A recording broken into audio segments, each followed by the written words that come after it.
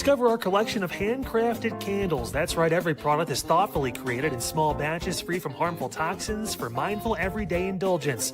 Our candles are hand-poured in coconut soy wax with natural wood wicks, offering a long-lasting burn and rich fragrances. Create a cozy, safe ambiance for your home with candles from Alley Rose Fragrances. First-time customers use the promo code InsideEdge20 to receive 20% off your order. AlleyRoseFragrances.com, proud sponsor of the Inside Edge Podcast Network.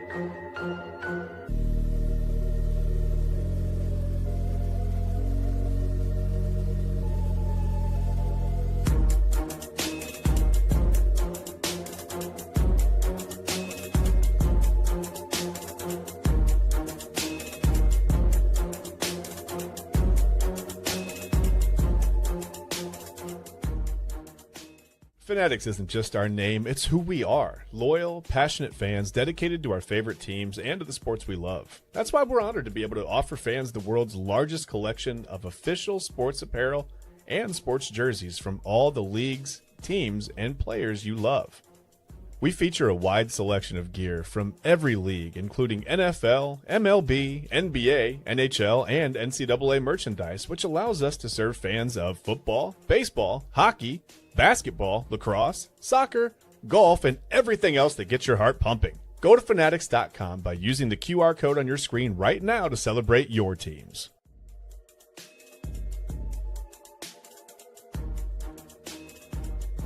And welcome in, everybody, to another episode of Inside Edge Primetime here on the Inside Edge Network. Chad Bryant, to my right, you're right, everybody's right. I'm Eli Moon. We're back in the saddle, on the saddle, saddle adjacent. We're in the wrong place. Everybody stay still. All right, we're good. All right, welcome in, everybody. A Tuesday edition of Inside Edge Primetime. So happy to be back with you for another evening. I'll tell you this, Chad B., and we'll get to it here in a moment. We'll ask you how you're doing, but I got to get this off my chest. I want to say a big thank you. What's been real cool this past week is Kyle Cornell on Unfiltered. You know, typically if you're noticing something different on the 5 o'clock hour, or maybe Kyle just said, you know, screw you, Eli, I'm not mentioning anything. You know, I produced the show for the first few months of the show, and Kyle has done tremendous. It's really a testament to him. He stepped up and now he's producing the show too. So I just wanted to give a shout out to one Kyle Cornell here before we get started, because it's definitely made a little bit smoother for me in terms of being able to do some behind the scenes stuff for the network. And then also, you know, be a little more pep in my step every now and then, you know. But thank you to Kyle. Thank you to you, everybody out there, for tuning in. Make sure you like, subscribe, follow at Inside Edge Net on all the socials. That is, of course, Facebook, Instagram, YouTube, X, or Twitter, if we still call it that, but it is X technically, folks. TikTok, Twitch, all that great stuff. Inside Edge Net, smash that notification bell, know when we're going live. 4 daily shows, got a lot of great weekly programming. Check it out. And read about your favorite personality, Chad Bryan, and everybody else, of course, at InsideEdgeNetwork.com. Go check out our partners page. Could not do without them. Of course, Fanatics.com, AlleyRoseFragrances.com, W Energy, Monster Moments, SportsMemorabilia.com, and Omega Video Marketing. Couldn't do it without them. Couldn't do it without you at home. So go ahead and grab a shirt, a hat, a mug, a polo. Grab a windbreaker. Get it ready, because it's July, and I'm not going to rush it because my birthday is here in about 9 days. What is it, 21st today? Yeah, 21st. 9 days. My goodness. But get that windbreaker, because it will be fall here soon. You want to get ahead of the game? Grab it. Get it ready. Cleveland's Digital Leader, your source for sports, entertainment, mental health conversations, news, and everything in between. And you can rep the network that you love and have come to know here over the last almost a year, folks. Crazy. And, of course, download the Inside Edge Network app on Roku. Go check it out. Take us wherever you want to go. Inside Edge Network app. Roll with us on the road, wherever. Take us to Florida. We want to go to Florida next, all right? That's where we want to go. Chad B., my goodness, it's Tuesday. Yes, it's Tuesday. Buddy, how are you feeling today? I don't know. This day has gone so fast. No, I feel pretty good.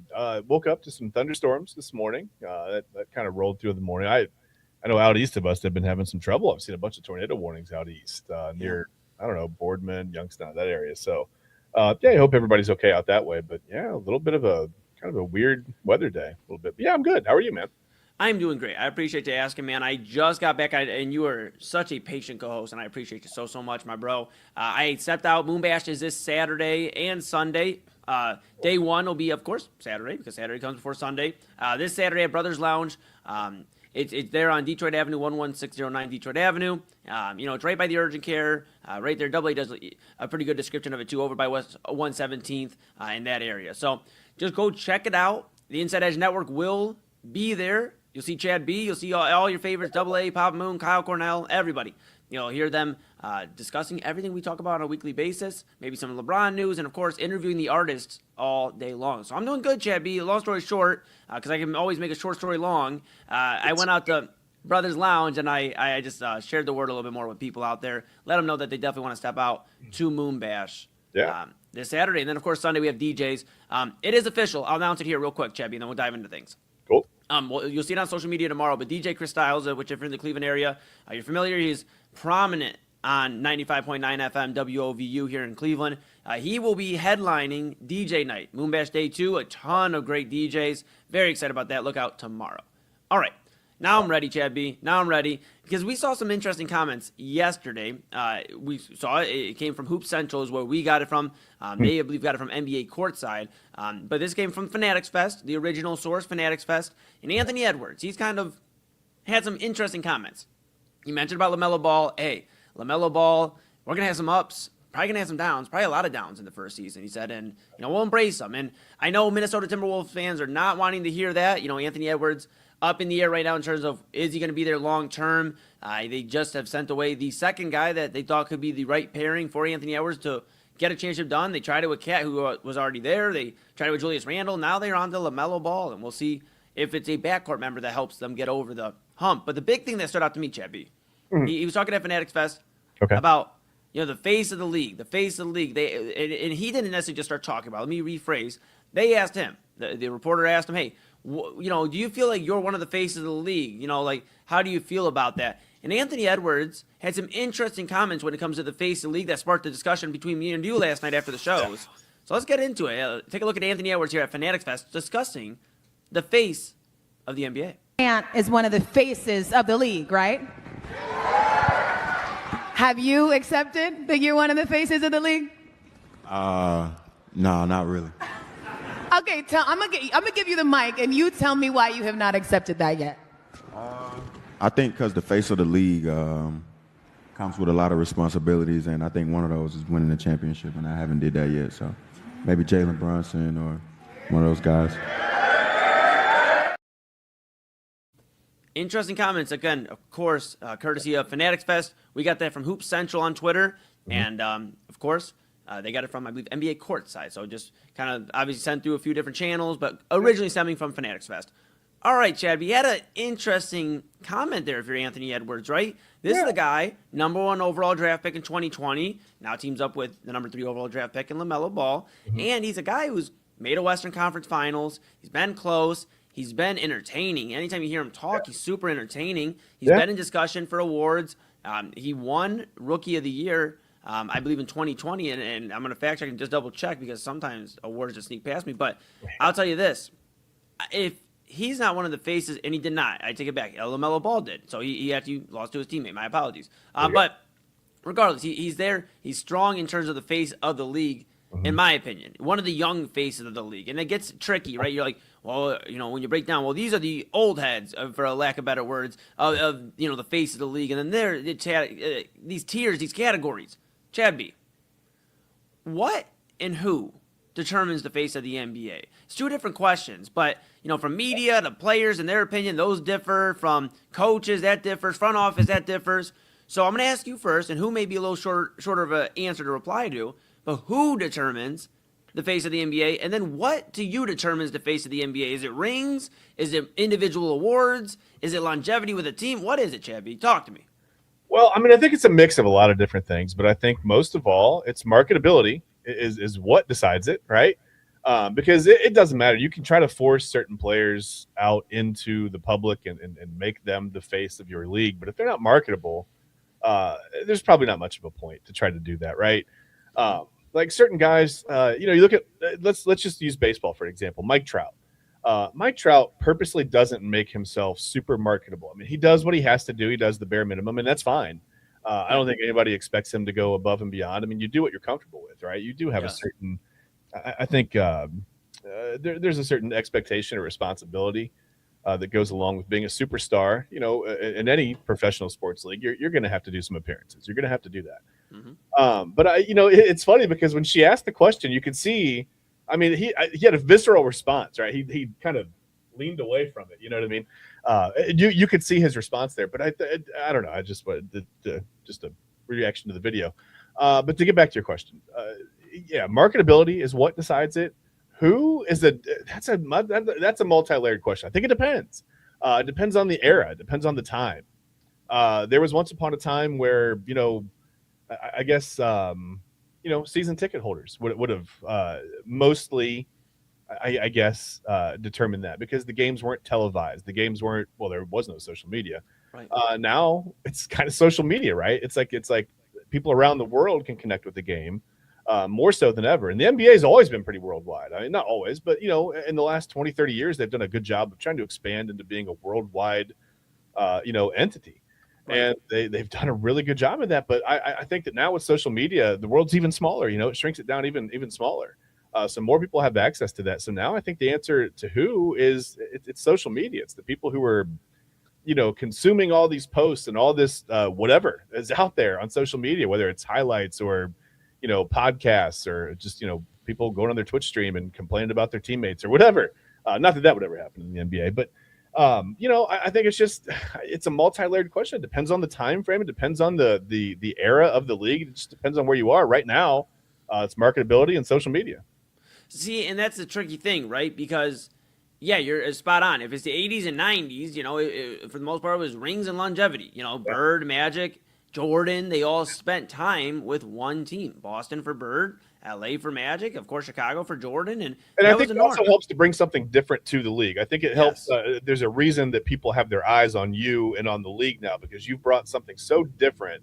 Look at Jordan, look at LeBron, look at Kobe, Shaq, the more modern guys that have just sort of, they come in and change the game. Not to cut you off, but that's just no, you're fine. I guess for me is I'm trying to figure it out though, because marketability, but Chad, a lot of these guys are already marketable. You got to think, and I'm not saying you don't think about this, but for the folks at home, but a lot of these guys come out of college and they're usually a star freshman, and you get your what is it? Your gold nugget that you find. You're digging, you find your gold nugget. Maybe later in the draft. And there are the cases. Draymond Green, second round pick. Of course, Giannis Antetokounmpo. I think he was the last. He's the last pick in the lottery, or the 16th pick. He was mid first round. So I mean, you have your gold nuggets you find, but ultimately, a lot of these guys are already marketable. Chad, think about this past draft class. Cam Boozer, literally player of the year, if I'm not mistaken, at Duke. I mean, a guy who stood out great. AJ DeBanza was out there on First Take announcing where he's going to college when he went to BYU. And, of course, Darren Peterson has drawn a lot of, ire in terms of First Take, too. So these guys are branching out. It's different than what it was in the 80s and 90s. And I know there's a little bit of an age gap. I know you're still in your prime. That's why we're prime time, baby. But, 80s and 90s. As well. Yeah, 80s and 90s, though, you weren't seeing this much. Correct me if I'm wrong. You weren't seeing a lot of this decision, signing days. You weren't seeing these types of decisions when – the Pistons got Adrian Dantley, right? Adrian Dantley, and they brought him in. They weren't seeing a big move hey, Dantley, is announcing that you weren't seeing this. I was actually talking to Pop Moon on the way to Brothers Lounge earlier today, about a few hours ago. And, he feels a little differently about the LeBron stuff. I'm going to peel the curtain back. And, of course, he'll talk Saturday at Moon Bash with AA, and I'm sure he'll have some opinions whether LeBron's signed or not. But, he's like, man, I'm kind of getting tired of LeBron stuff. He's a great player, but I'm truly tired of it, man. And I explained to Pops, I said, I understand it to a degree, but I said, for me, this is the social media era. This is how can you draw this back to your point, the marketability. But again, to kind of come full circle, a lot of these guys are already marketable. That's, I guess, where I'm at, So it's that's why I started stripping down the question a little bit more when we were talking last night during our discussion. Again, after the shows, we're talking, and I go, is it rings? Because if it's rings right now, it's technically LeBron and Steph would share that. They both have 4, and if I'm not mistaken, that is the most in the NBA out of current players. Okay, if it's individual awards, well then, Shai Gilgeous-Alexander might be stepping up. He's won back-to-back MVPs. He's been a finals MVP. Does Shai Gilgeous-Alexander step into the discussion? Is it the city you play in? Because, hey, Jalen Brunson has entered the conversation. He's an NBA champion, NBA finals MVP, and he plays in New York. So, of course, you're going to have that discussion. Or is it longevity? with one team, because that's the one knock that we have on LeBron James. And if you were to go, because a lot of people's answer, I understand why, is going to be LeBron James is the face of the league. There's no discussion. But the one knock on LeBron James, besides the losing finals record that some give him, or not, he gave it to himself, but they give him that heckling, is the switching of teams from Cleveland to Miami to back to Cleveland to Los Angeles. Now wherever he goes, it won't be Los Angeles, so it will be a new team, whether a retread or whatever. Stephen Curry, though, has done it all with Golden State. Now, granted, he's had help. Kevin Durant obviously helped and brought a few titles in, so maybe that it gets tricky, right? Because Steph has technically won the same amount of rings, and LeBron never had to leave. They came to him. Yeah. Well, I think marketability is more than just coming from a high-profile program or being a really good player. I think marketability is the ability to kind of, not just do what the NBA wants you to do, because I think if that were the case, LeBron probably never would have left Cleveland, or he would have gone right to a large market city and just stayed there, right? It would have been, New York or Chicago, like one of the kind of the NBA darlings, right? And you brought up Steph Curry, and it's almost like I don't think we've gotten bored of Steph Curry, but it's almost like, okay, he's been out in Golden State. They've had a couple down years. Like it's the luster's kind of worn off a little bit, right? LeBron keeps himself in the conversation by moving around. Right. So it's like this. You've got to have this ability to kind of play the game a little bit, not just the game of basketball, but to play the. It's not even necessarily a popularity game. It's just that you got to be polarizing, right? You have to be on one side of the coin or the other for a lot of people, and LeBron's been able to do that pretty masterfully. I don't know. I can't imagine it's been on accident. He's made a lot of decisions and a lot of he's had a lot of time to weigh all the options and had plenty of people on his side that conceivably know what they're doing. So I think it's just marketability is just more than, hey, this guy's a big name, he's a good player from a big school, let's elevate him. You have to be willing to kind of do a little bit of what the NBA wants, do a little bit of what the fans want, do enough of your own thing to kind of like maintain that individual kind of personality. Yeah. Otherwise, you just kind of fade into the league, right? I get that. A lot of guys have done. A lot of great players have come up into the NBA and just sort of faded into the league, right? But I'm not gonna not to interrupt you, pal. But Tim Duncan though. Let's throw Tim Duncan into the conversation. Tim Duncan was being presented as one of the faces of the league. It was a time also where you had Kobe, of course. Shaq was still around. Dwayne Wade was starting to kind of around the Spurs ending of that real run that ended in 07 with that championship, and then they got one, of course, against Miami later on. You had Tim Duncan in that discussion of faces of the league. If we were to put and correct me if I'm wrong, but if I were to put the three faces of the league right now, it's LeBron James, it's Stephen Curry, and it's Giannis Antetokounmpo. Those are the three faces of the league. You could argue with me Nikola Jokic. I will definitely hear that out, but I just, you saw the buzz that it drew from Giannis. We've been talking about him being traded from Milwaukee for 2 years. And sure, some guys get that kind of discussion, but not as much. But okay, back in the day, it was Tim Duncan, it was Kobe Bryant, and then insert whoever was on a hot run. At points, it was Dwayne Wade. At times, it was other guys. But Tim Duncan wasn't polarizing, Chad. He didn't even. Excuse me. I was going to say real quick. You never even heard him talk. Never even heard him talk. He was to the point. The basketball, the fundamental. No, he does talk. We got to make him out. No, I think it was a different time, and I think that's the prime example of it depends on the era, right? He was at the end of not the end, but he was at the beginning of like where social media was starting to pick up. True. And there wasn't it wasn't the shock and awe era where like, if you're at LaMelo Ball and you drive a go-kart around on the rooftop of your building or whatever, and someone sees you, okay, well, look, he's a terrible driver. He's driving on the road. These things like attract attention, right? You've got the shoe brand, big baller brand. Nobody wears that outside the Ball family, right? But these things attract attention now. And that's where we are. We're in this social media world where, people do TikTok challenges to get, try to get 1 million views or whatever. They'll do whatever it takes. It doesn't matter. It doesn't have to be intelligent. It doesn't have to be whatever. It just has to be polarizing one way or the other. And I think that's more suited toward the personality of just kind of where we are right now. Think about like doom scrolling. People don't have the attention span to sit down and watch the Spurs run through their offense anymore. It's just not like that. It's just a different era. And I think that's a prime example of the era matters, right? Absolutely. Now, I'm going to ask you this. We got to go to break here in just a few moments, bud. But I want to ask you this. And this is a great convo. We could always revisit here because there's a lot to break down when it gets to it. We don't have enough time in 20-ish minutes, But what I will say is, as far as the league right now, again, I said, there's tiers in terms of like the old heads, the OGs, the faces. But the NBA is going to get ready for the next phase. They have a few options. Giannis is in that right now. But the Giannis, like, even if he gets a full run run by himself as the face. Let's remember he's 31 years old. So these guys, Jokic, they aren't necessarily super young. Can I say something really quickly? Yeah, go ahead. This is not my opinion. This is a fact of how it's been. I don't think we're ever really going to. Maybe soon. I'd be surprised though if we enter into an era where the face of the NBA could be from outside America. I would be really surprised. See, and I would hear you on other sports maybe, but I disagree on the NBA because of how much they've been doing for, like, they did the NBA, in Africa, the NBA Cares way back in the early 2000s. Absolutely. And them going over to China and Kobe making that impact. And other players too, of course. Yao Ming coming over here. And I know Yao Ming wasn't the face of the league, but he was a national sight to see. Sure. Every time he was on and I think we're in a time now in 2026 where the NBA is one of the most receptive in terms of somebody else being the face of the league. There's no kickback, and I know MVP is a little different discussion than who are we putting on commercials. Yeah. But look at how many European players have won the MVP. That's just the world we live in terms of basketball at a professional level. So I hear it, but I think there is an opportunity. But I do think there's a few names that stand out, and you could think on it. You can say I need more time, and that's okay. Or if you have a quick answer now, of course, you can tell me tonight, and we can expand upon it. But there's some guys that stand out. I'll name some right here. Shai Gilgeous-Alexander, Luka Doncic. Of course, you have Anthony Edwards. LaMelo Ball, his teammate. He's still a young guy, and you have opportunities there. You have a ton of these young guys. Victor Wembanyama. You have all of these guys. I don't know why you want to just say it like, Wembanyama. But, you have all these guys. Jason Tatum even, who's, about 29, I believe, right now. At 29, 30 years old. So he's a little bit on the older side, but out of that bunch. Yeah.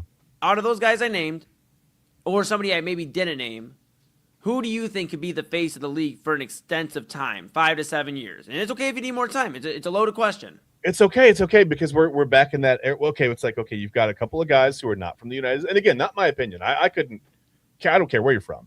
If you're a great player and you're going to be the face of the league, you're the face of the league. That's fine with me. I don't care. But I think we're in that place where the NBA wants it badly to be Anthony Edwards, but he's in kind of a small market place, right? Not that the NBA would ever, suggest or nudge him to go anywhere. And we've seen smaller market. LeBron thrived in Cleveland. Cleveland was considered a small market at one time, but when you've got Dan Gilbert willing to do whatever it takes to win a championship, are you truly a small market? So I don't know. I guess, Wembanyama's there. But again, like just the being from outside of America, I feel like it works against him in a way that, I don't know. We're just in a weird time with the way we consume our superstars, but it very well could be Wemby. He's definitely something to behold. The way that he makes everything look so easy at, 7 foot, what is he? 7'4"? I believe 7'3", 7'4", yeah. Yeah. He makes everything look easy, and he looks tall out there, but he doesn't look. I don't know. Gosh, man, I know the league probably wants it to be Anthony. It's probably going to be Wemby, but that's a tough question, man. Maybe I need to think on that for a little while. Yeah, let's stew on it. Let's do this. Let's give ourselves a few days on this. We'll come back on Friday. There's your tease, folks, for Friday. If you need a reason to tune in all week, that'll be one of them. Of course, a ton of other stuff, but we'll talk about maybe who we believe will be the face of the league when LeBron does call it quits. When Stephen Curry, they retire. When that's it. Whether it's this season, the next season, it's coming closer than we think. Somebody's gonna have to step up and be the torch taker, right? Somebody that runs the next era of NBA basketball. They're trying to find it right now. You have Shai, you have Luka, you have Wemby. We'll keep an eye on it all. I don't think Shai's brand of basketball is exciting enough. That's what. No, not at all, not at all. And we'll talk about it Friday. But I got some opinions on Mr. Gilgeous-Alexander. A great basketball player. I don't think he's marketable. So, yes. We'll keep an eye on it. All right, Chad B and I are going to take a quick pause. I'm going to join everybody. I'm going to grab a caffeinated beverage while you do as well, or dinner, wherever you may be in the East Coast, the West Coast, in the middle of the United States, around the world. We appreciate you so much for rocking with us. That's Chad Bryan to my right, your right, everybody's right. I'm Eli Moon. This is Inside Edge Primetime here on the Inside Edge Network. Guess what, folks? We're just getting started. 3 hours, 3 streams. Excuse me. Whoa. 3 hours, 3 shows, 1 stream. 1 stream. You stay right here, folks. You stay right here. We're back talking about the Guardians when we come back. Is it time to welcome home a former Cleveland great, at least in the last 10 years. Great of the last 10 years. Chad B might have kicked my ass if I just said it all the time. But he's all right. I like him. I think he smiles a lot. All right, we'll talk about it when we get back. Is it time to bring a Met to Cleveland? Key On Sports is the leader in Ohio high school athletic coverage in written, print, and video streaming. From the latest news and results and written content to the high school football game of the week every Friday, Key On Sports has you covered. The vision of 15-time published author Vince McKee has become the most trusted site in Ohio high school athletic news. From podcasts to player profiles, Key On Sports is your one-stop for all of it. Visit them today at keyonsports.com or on YouTube at Key On Sports. Check out their socials on Twitter and Facebook as well. Clean energy, bold flavors, and no jitters. See why people won't shut up about Dubby. Clean energy, no jitters or crash. Whether you're starting your workday or getting ready to exercise, Dubby Energy helps you lock in and focus. With over 15 flavors to choose from, you can't miss.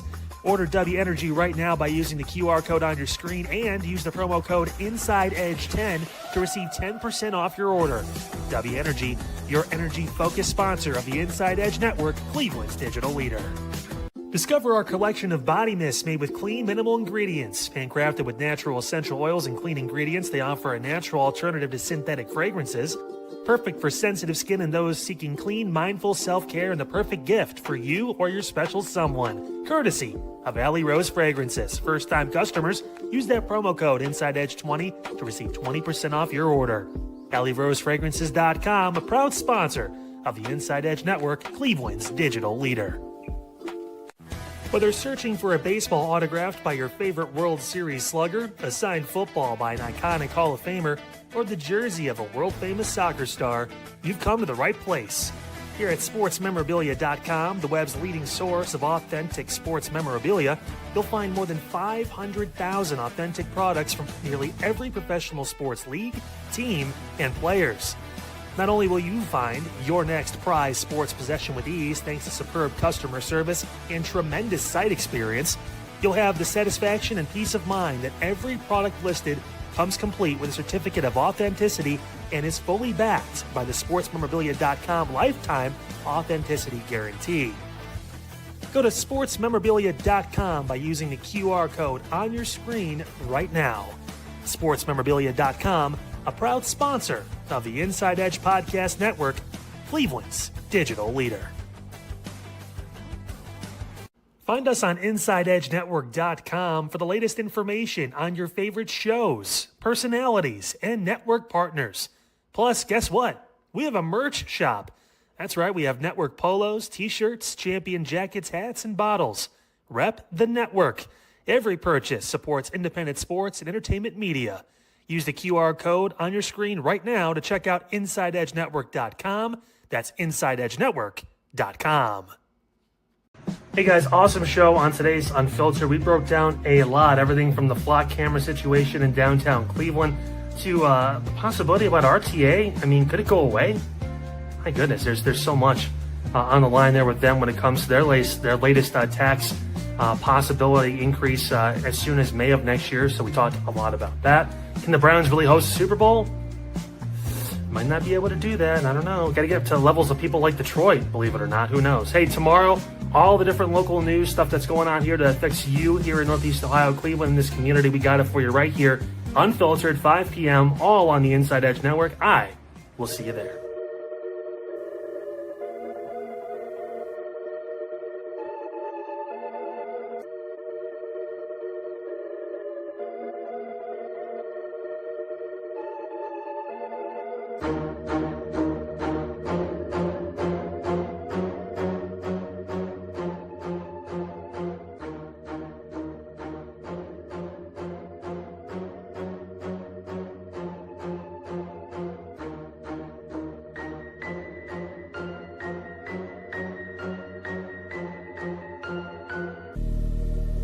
And welcome back to Inside Edge Primetime here on the Inside Edge Network.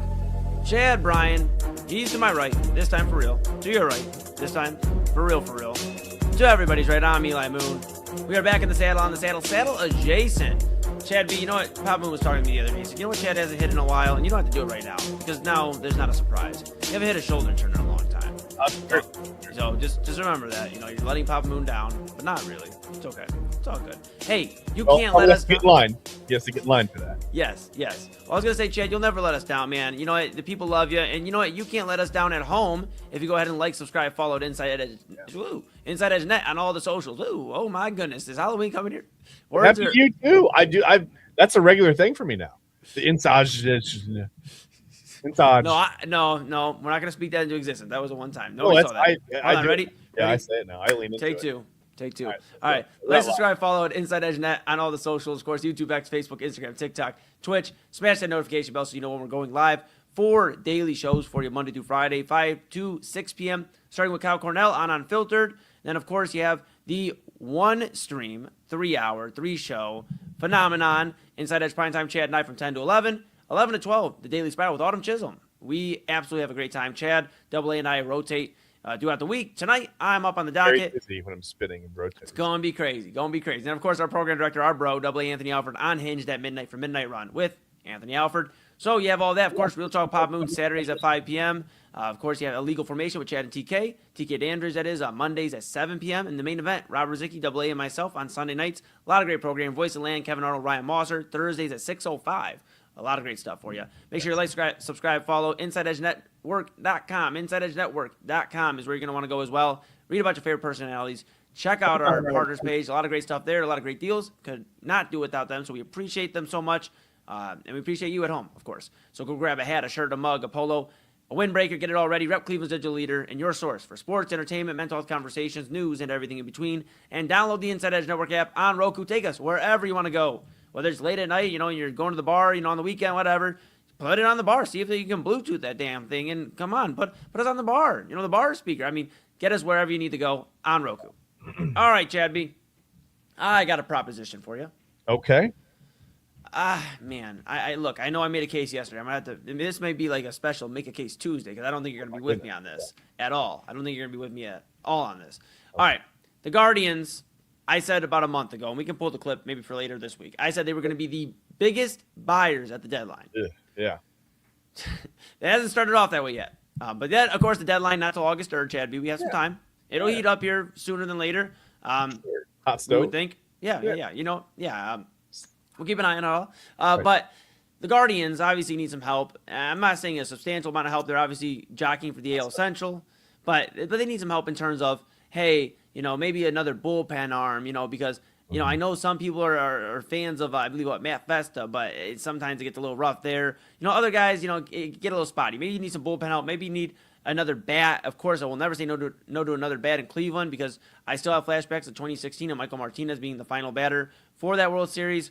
Just kind of one of the tales of how the Guardians got to the point they just ran out of essentially able bodies to be able to do that. No disrespect to Michael Martinez, wherever he may be. But the Guardians are going to need some help. And I was thinking, the New York Mets, they're an absolute dumpster fire. Steve Cohen, we've talked about all this, Chad, about how they babysit Juan Soto and give him preferential treatment, more, very exclusive treatment in terms of, how he gets to move around as opposed to the other players. They put out their list of players they will not trade. And you know who wasn't on there? Francisco Lindor. No. Francisco Lindor. Lindor. Former Cleveland Guardian. Of course, on that 2016 World Series team. Had a lot of great moments. Finished second in Rookie of the Year voting behind Carlos Correa. His rookie season. Was in discussion for MVP a few times. Multiple-time All-Star. I mean, the guy is one of the most electric Guardians. And in my opinion, one of my favorite. It's my opinion because it's my favorite. My favorite, one of them, Guardians. He's in that top 10 of favorite Guardians all time because of how much he meant when he was here. And he had a lot of good memories. Now, people remember the sourness of how it ended and, him kind of starting to turn the cold shoulder towards Cleveland, at least the Guardians organization, Chad, at least the Guardians organization. And, he obviously felt slighted because they weren't going to pay him what New York did and what other teams were going to and willing to do as well. So I can understand him feeling like that. And, of course, maybe some other uneasy feelings towards Francisco Lindor, and the Mets are a dumpster fire, and you look at his stats, not super pretty. But is it time? And maybe not even is it time, because I know you're about to rain on my parade. But I'll ask you like this. Would you, if the Mets took on most of the money, said like, hey, we'll Bobby Bonilla this, and we'll work this out, would you be open arms to one Francisco Lindor? No. Why, though? It really doesn't even have as much to do with Francisco Lindor as it has to do with just kind of where the Guardians are right now. I agree. I agree with everything Luna just said. I agree. I couldn't agree more, honestly. That's my dog. What are you going to do? But with Lindor, I mean, I think that, well, you see the numbers are, I mean, they've been back up. The average is okay in New York. He said, he's over 30 home runs 3 seasons in a row, and that's fine. But for me, it's the $32 million a year that they're going to owe him over the next 5 years. And like you said, I know, the Mets, hypothetically speaking, the Mets say, hey, we'll pay most of that. Yeah, it's fine. But then what do you do with Brian Rocchio? Rocchio's having a really, really nice year. I don't think you want to not upset him, physically upset him, like make him mad, but I just don't think you want to upend that. I don't think you want to interrupt that and ask him to move and change positions. I don't know that Lindor would be the ideal fit at second base. I don't know that he would even really want to come here and play second base. And obviously I know, you've got Travis Bazzana there. His defense has been, he could work on a few things here and there. For me, also, it's just the fact that I think he's just a better fit in other places that have more to offer. And I think the Mets are in this kind of weird position where they don't want to pay that $32 million over 5 years. They don't, over $32 million a year over the next 5 years. I don't think they want to pay the most, the bulk of that. I think they really want to try to move Lindor. It seems like, you said it, they've done everything that they can to make him uncomfortable there. So that he'll seek a trade, so they don't have to be the bad guys. It looks like they're looking to move him, and I think that they don't want to say that because then you're strapped on what you can get back for him, right? So I think I think the Mets are in a situation where they want to move him, and there's a few better fits. I mean, the Red Sox, even the Braves, would be a decent fit for Lindor. I don't necessarily think that works. I don't know that I would be against it. Like I said, it doesn't really have anything to do with Francisco Lindor for me personally. It's just the fit. It's the fit in the future of the player and the franchise. I don't think match right now. I understand your point. Maybe a spot for him to. Even the Blue Jays, one of the few teams in the AL that are actually over 500. Go ahead, sir. No, you're fine. I understand some of your points. I get it. I understand to a degree. I have a lot to say here, and I know we're crunched on time, but I want to show you this clip. We talked about it yesterday from Sean Morash from WFAN. He was sitting here talking about exactly what we're talking about in terms of Lindor and where he's at. This is a perspective from New York about making Francisco Lindor maybe feel uncomfortable, unwelcome. They're kind of what you alluded to. Let's hear it from a New York perspective, and then I'll give you my reasons on why he should be back here. Okay. And he should be back here, tomorrow. Okay. All right, take a look at this. From WFAN, this is Sean Morash. I almost look at this, Tiki, as a smokeout situation. I think. What do you mean smoke? So I think they really want to deal Lindor. So they're trying to get rid of him. They want Lindor, in my opinion, to feel as unwelcome as possible now, so he wants out. So he'll ask out. He might approve more teams on that no movement clause. And you know what? Follow the breadcrumbs now, Tiki. Okay. Because we've talked around this enough for basically a year.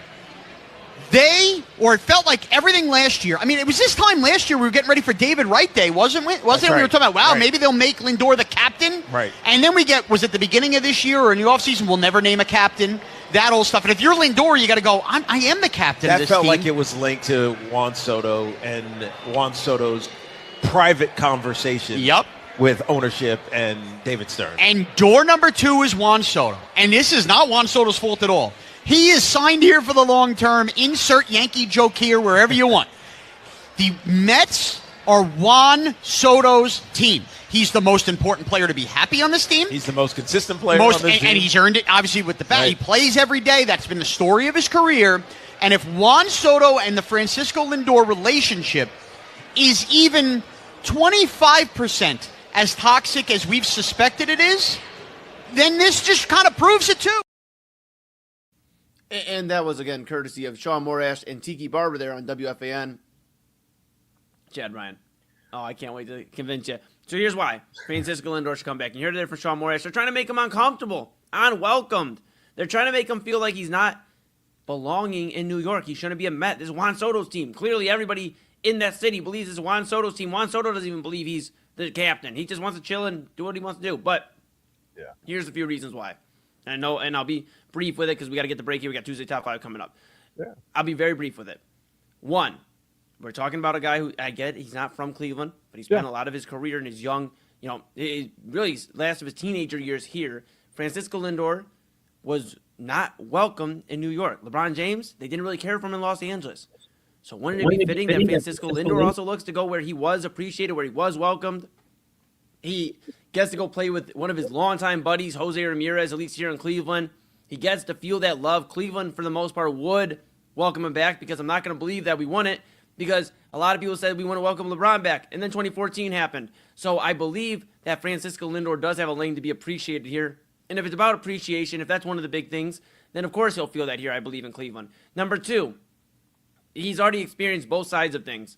Winning but not getting paid a ton of money, and getting a lot of money but not winning a lot. So now what is it about for him? And obviously he already has a contract, but if they can work out something where he, works out the money, if he's really truly unwelcome, doesn't feel like he wants to be there, they'll figure out something to make the money work. And again, you heard in the clip, maybe he's open to accepting a few more trades from other teams. Could Cleveland be in the mix there? Now, I get the fit. I understand the discussion about the fit. Brian Rocchio having I'll be careful saying elite, but damn near close to having a pretty damn good shortstop year. Yeah. He's played, obviously, there primarily the entire season. And I understand it would be tricky to move him. I did some research on Brian Rocchio, though. Did you know he played 50 games at second base? Started those at second base last year.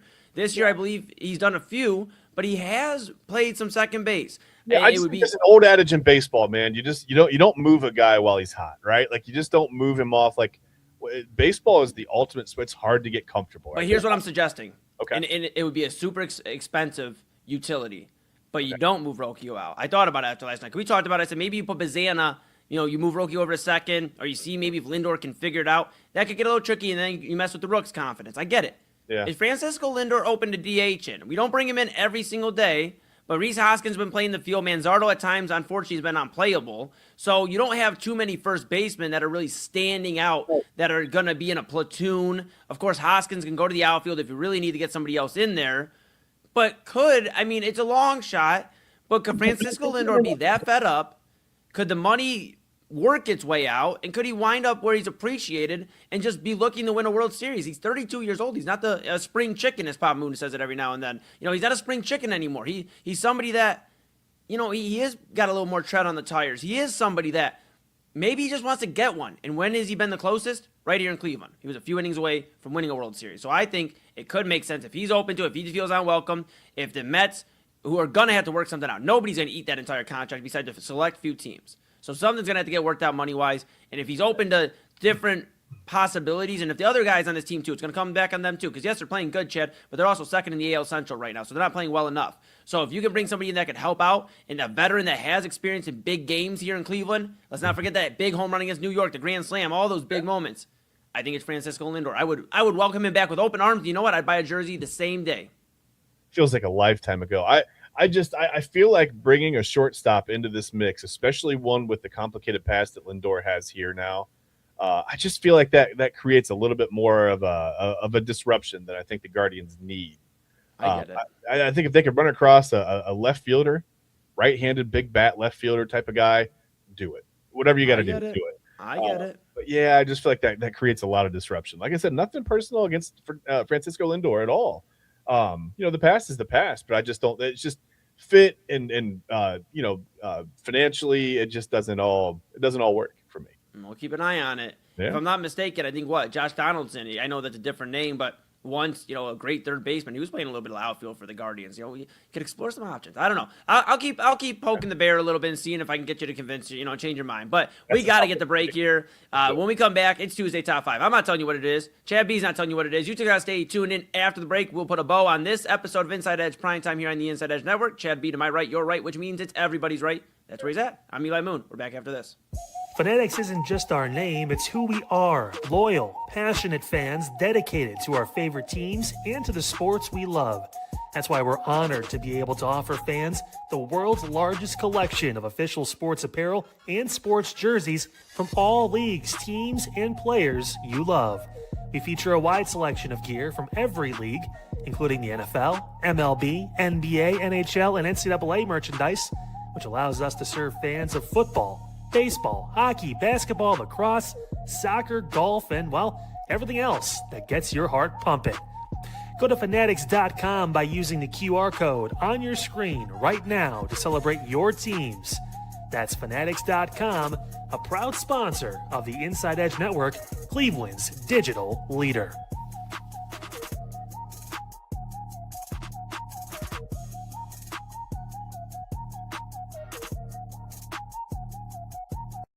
Small business owners are superheroes, but nowadays running your business means doing so inside your shop and on social media. That's why you should make Omega Video Marketing your sidekick.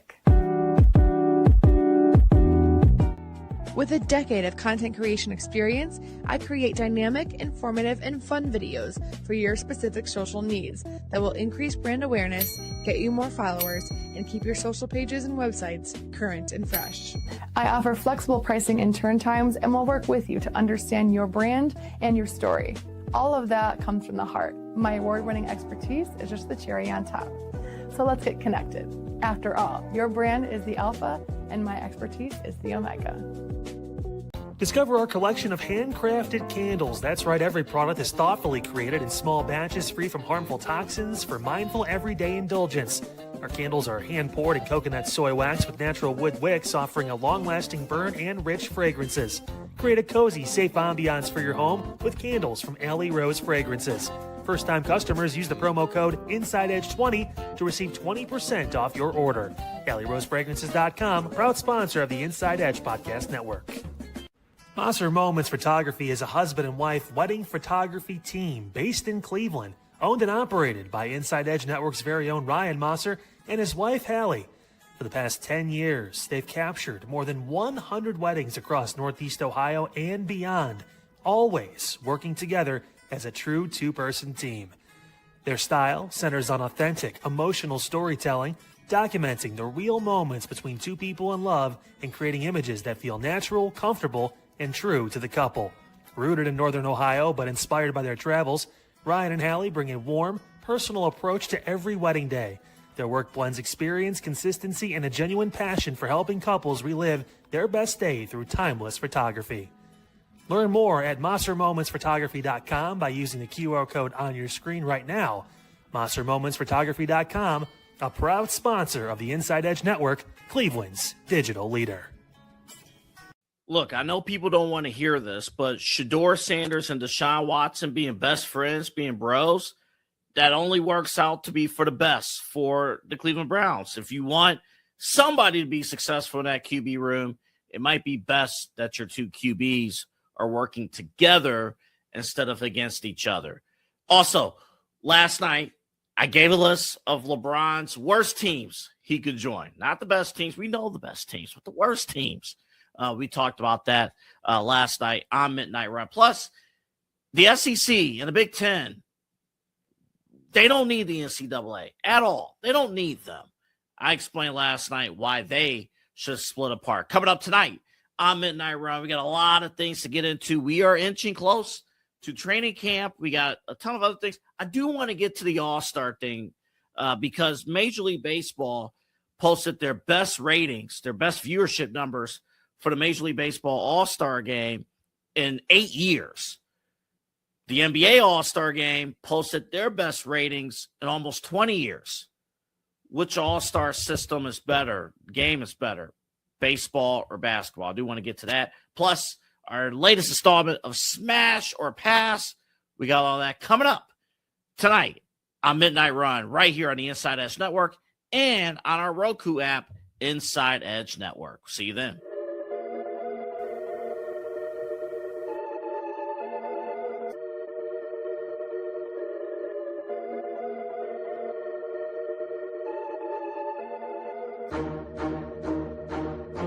No time to waste, folks. No time to waste. We have to get into it. Welcome back to Inside Edge Primetime here on the Inside Edge Network. Chad Bryant to my right, your right, everybody's right. I'm Eli Moon. We're back in the saddle for the final segment here of Inside Edge Primetime on this Tuesday. Chad B, I'm going to beg for the forgiveness of one Autumn Chisholm and maybe see if we can get a few minute overrun because we cannot rush into this. We're going to see what we can do. Yeah. I have a little bit of rent money today, so we'll see what we can do. Welcome back, of course. Make sure you like, subscribe, follow Inside Edge Net on all the socials, InsideEdgeNetwork.com, and download the Inside Edge Network app on Roku. I'm going to hand it over to Chad B. You know what time it is, bud. I do know what time it is. Well, it's Tuesday. We talked about that earlier. That means it's time to do one of my, I call every segment my favorite segment now. Yeah, you made me feel really bad during the break. I'm like, hey, we're going to be in a little bit of a time crunch. You're like, oh, okay, my favorite segment. Chad, every segment is your favorite segment. Yeah, I texted the sad emoji. I was like, whatever, man, it's fine. But what it doesn't matter, it's Tuesday. It's fine. It's time for Tuesday Top 5. Yeah. Listen, Eli, we were thinking about what in the world we could do for the Tuesday top 5 this week. And we decided on the fact that as you think about sports, everybody remembers the champions, right? Champions get the parades, they get the documentaries, they get the where were you when moments, right? Today, we're going to do something a little bit different. We're honoring the teams that came painfully close to immortality before sports ripped their hearts out in the cruelest way possible. We know a lot about that as Cleveland fans. These squads were loaded with stars. Maybe they dominated their seasons. They looked destined to be remembered forever until one game turned them into the greatest what-ifs of their generation. And from historic, undefeated runs maybe that ended at the finish line to the dynasties that kind of stumbled maybe one step short of greatness. Here are the 5, to me, the top 5. The top 5, greatest modern sports teams that finished with the most painful title of all, Eli. Runner up. It is the top 5 best runners up. I love that little flashback to the screen. I love that. That's my favorite thing. Love when StreamYard does that. Don't ever think anything differently. So let's just, and again, these are modern teams. I don't know. There might have been like a 1930, AFL team that was unbelievable, right? Maybe they beat everybody 88-0 and they lost the championship game or so. I don't know. I didn't watch that team. So these are all teams that I personally watched and saw play 4, 5, 6 times at least, right? So I tried to think of it that way, and we put this list together. I think we did a pretty good job. I think so too. We actually collabed on this one a little bit, I like this one. I hopefully you use some of the ones. All right, let's just see. Well, we'll see. I'm not gonna no flashback on the screen. We weren't ready for that. Number 5 is 06 Ohio State Buckeyes football. It's 06-07. That Ohio State team that lost. I'll tell you this: coming into the BCS national championship against Florida, they looked untouchable, right? They were the unanimous number 1 team in the country. They had been so all season long, if you remember. They looked like the number 1 team. Troy Smith had just won the Heisman Trophy. Ted Ginn Jr. took the opening kickoff to the house. Columbus was they were planning the parade in Columbus, and then Ginn got hurt. Someone jumped on his back, and Ginn went down. His ankle was hurt. He went to the locker room, and everybody, you held your breath because you know it was going to go on. And somehow that was the high point of the night. Florida pretty much spent the next 3 hours introducing the Big Ten to SEC speed, courtesy of Urban Meyer and that crazy pass rush. They won 41-14 in a game that just really launched a decade of the SEC is just different. Ohio State really didn't lose a championship that night. They kind of accidentally created a conference-wide inferiority complex. So for me, it's the 2006 Ohio State Buckeyes football team, Eli. Yeah, I think this is one of the first times I remember Papa Moon vividly walking out of a TV setting where he just couldn't watch anymore. He was so frustrated with this 06-07 Buckeyes team. Florida, they were just on a massive run at the time. And I'll be honest, we were talking about it last night. I don't think Ohio State had ever recovered, even though they made it back to the national championship a few years later. They couldn't get over their SEC demons, the nightmare of the SEC.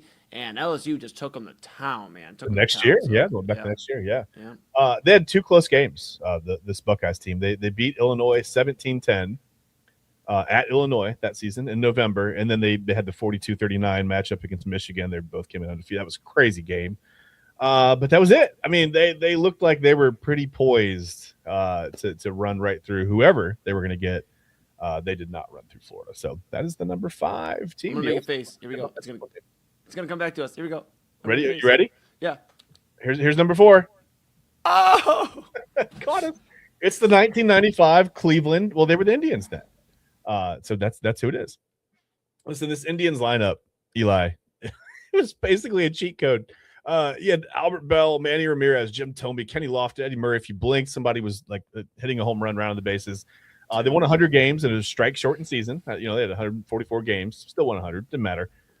Literally bulldozed their way to the World Series. Unfortunately, and I'm sorry, but they ran into the Atlanta Braves and probably one of the greatest pitching staffs ever assembled in baseball. Cleveland scored just 16 runs in the 6 games of that World Series that year, proving that, I guess even one of the most terrifying offenses in baseball history can be humbled by Greg Maddux, throwing, all of 89, 90 miles an hour and throwing it at your hip. And, you watch it like 20 inches of arm side run back to the plate, whatever. For Cleveland fans, I think it was just another chapter in the city's long-running subscription to sports heartbreak. I talked about it. We've been there before. So it's a 95 Indians for me. They're the number 14. That's a tough one, man. That's literally a tough one. This one, I don't think this is the one that really hurt Papa Moon. I think 97 hurt him more because they were right there than Jose Mesa and all that jazz. And that one hurt his soul. But I think this one definitely like humbled him for a minute because, him and, of course, I was a few years from being born. But, he was walking with some pep in his step. He's like, real talk with Papa Moon is we're about to kick everybody's ass. And we did not kick everybody's ass when we got to the World Series. We lost the Atlanta Braves World Series. The pitching was phenomenal. Chad, back to you.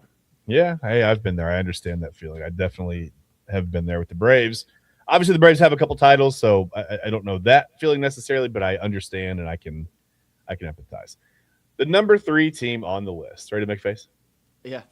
Oh, hey, what's up? All right. Number 3 is the 2016 Warriors. I'll give them a little bit of credit. They were a great team. They won an NBA record 73 games, right? Steph Curry became the first unanimous MVP.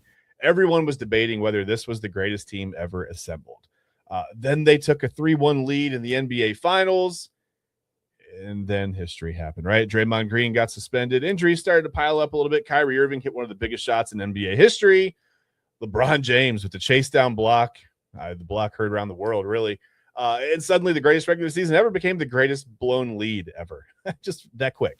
They still won 73 games, but somehow the number that everyone remembers from that season is 3-1. That's it. That's their legacy for that season. And that's why we put them at 3, because they're not the 1. They're the 3 for the games they had before they couldn't close it out. They're not even the best runner-up of all time, but they were a dominant team. All jokes aside, being unbiased for a moment, they were electric. Steph and Clay at that time were just shooting the lights out of the ball. That was the Splash Brothers at their peak, at the absolute peak. Of course, Draymond was playing good ball. They had Sean Livingston, guys that were on that bench that were just causing a problem, a serious problem. Even Maurice Spates, Mo Spates, who played here for a little bit, he was causing a problem. So, of course, they couldn't get it done, though. We're the champs. We did it. It was 10 years ago, but we did it. Damn it. All right. Back to you. Number 3. Also, we have Autumn here. I'm not bringing her on screen, but if she gives me the thumbs up, we're just looking for 3 minutes of overrun. 3 minutes of overrun. We got to get this list. She gave me the thumbs up, Chad. We're clear. All right. We're going to go number 2. Ready to make a face? Yeah. Nice, dude. That was a good one. I was in there. Number 2 is the 07 Patriots. We all know 18-0 entering the Super Bowl. Tom Brady threw, I think it was 5,000 touchdown passes that season. I think it was 5,000. Randy Moss caught like 2,400 of them. I don't know. But no, I think Brady threw 50. Randy Moss had 23 touchdown catches. They scored points like they were playing Madden on rookie mode. We talked about that. We don't like rookie mode players. Can't do that. But they looked like it. People were already engraving the 19-0 on the trophy before the kickoff even went down, right? Then Eli Manning somehow escaped a sack that defied physics. Not really known for his physical prowess at the quarterback position, right? But he did it. David Tyree caught a football with his head, basically, or with his helmet.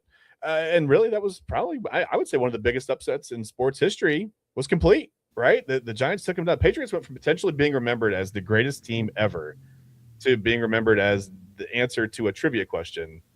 Who lost to the Giants after starting the season 18? Unfortunately, that's what they became. Yeah, you Great think team. about a great team. You think about what Strahan on that team. You had O.C. Umenyiora. That defense was electric. And look, guys like the name Eli. Let's cut all the fluff out. The name Eli is a prominent name. These guys that are named Eli, we take care of business. No question across the board. So very proud of Eli Manning, but I would expect nothing less. So, kudos to the Giants. I was actually bummed. I know there's going to draw a lot of ire. I was hoping they went 19-0. I was really hoping this 07 team did it. I really loved the Brady to Moss connection. It was just a lot of fun. Their defense was fun. But damn, dude. And then everything that happened after. The 08 injury to Brady. The fact that they were able to rebound. I know we hate them here in Cleveland at times, Boston, whatever. But that was something that happened after this. All right, I'm gonna make a really cool face this time. Let me see. You caught me taking a drink. Yeah, I think it's something. You appreciated the greatness, right? People were a little tired of the dynasty. I get it, but you had to watch the Patriots and Brady and Belichick and just be like, wow. No, you're right. You're right, Shabby. No, I figured you were taking a drink because that was what you were gonna pose as for our number 1. Yes, of course. So yeah, number 1. Let's put it on the screen. Oh yeah, that was a good one. All right, cool. Okay. Oh wow. Okay. That was too much water. Too much water. I couldn't too much H2O. I'm good. Yeah, the 02. Miami Hurricanes. Listen, if you're talking about the greatest team that didn't finish the job, Eli, it's hard to top the 0-2 Miami Hurricanes football team. They entered the Fiesta Bowl riding they were on a 34-game winning streak, I think. They had an NFL roster disguised as a college football team. I don't know if a lot of people don't understand that. Willis McGahee, Andre Johnson, Vince Wilfork, Sean Taylor, Jonathan Vilma, Antrell Roll, Kellen Winslow. I could keep going for a while if you wanted me to, but that's good. We've only got a couple of minutes of overage. This is like the World Cup. We have like 3 minutes of overage time, and then we got to go. The roster just kept producing future Pro Bowlers. It was wild. They thought they had beaten Ohio State in overtime. A lot of people don't understand this either. If you go back and you're really going to play by the rule of the law, the game shouldn't have even gone to overtime. There was a bad call against Ohio State. Whatever, doesn't matter.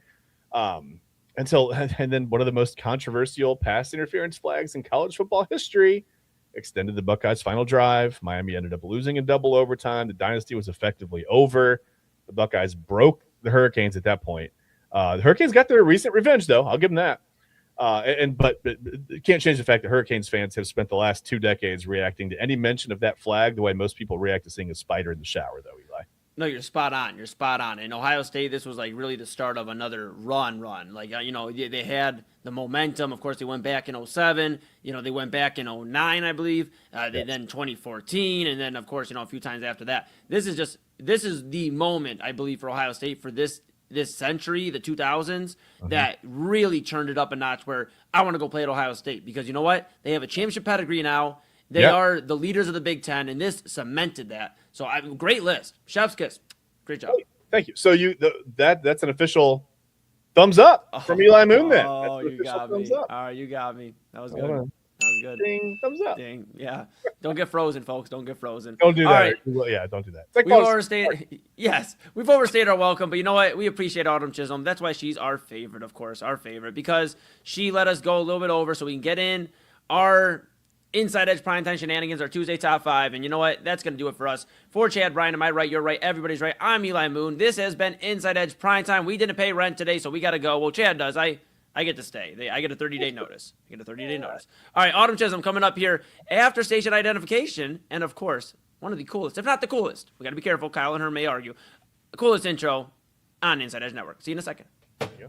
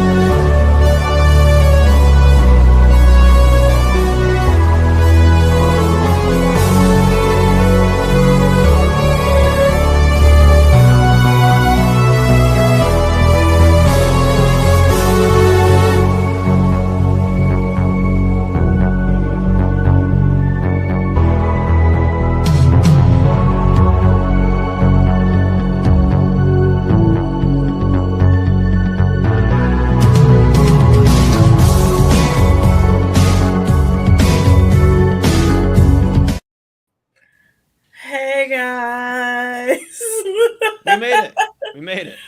Oh, we made it. I'm not even gonna lie to you, Eli. I'm dragging. I am dragging. Not good. I don't know why, but I'm super, super tired. Do you want to try it again? Here, let's try it again. Hold on. Let's try it again.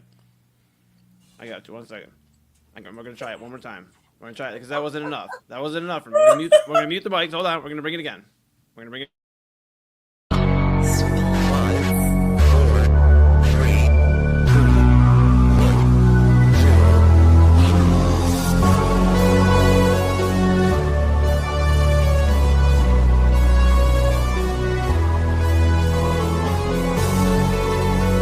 Welcome into the Daily Spiral, everyone. Oh, I can't even pretend. Did we do that? That's the first time we did that. That was so good. We didn't practice that or nothing live or anything. No. What's going on, Autumn? What's wrong? There's nothing wrong. I'm literally exhausted. If you can hear it in my voice, I'm super tired.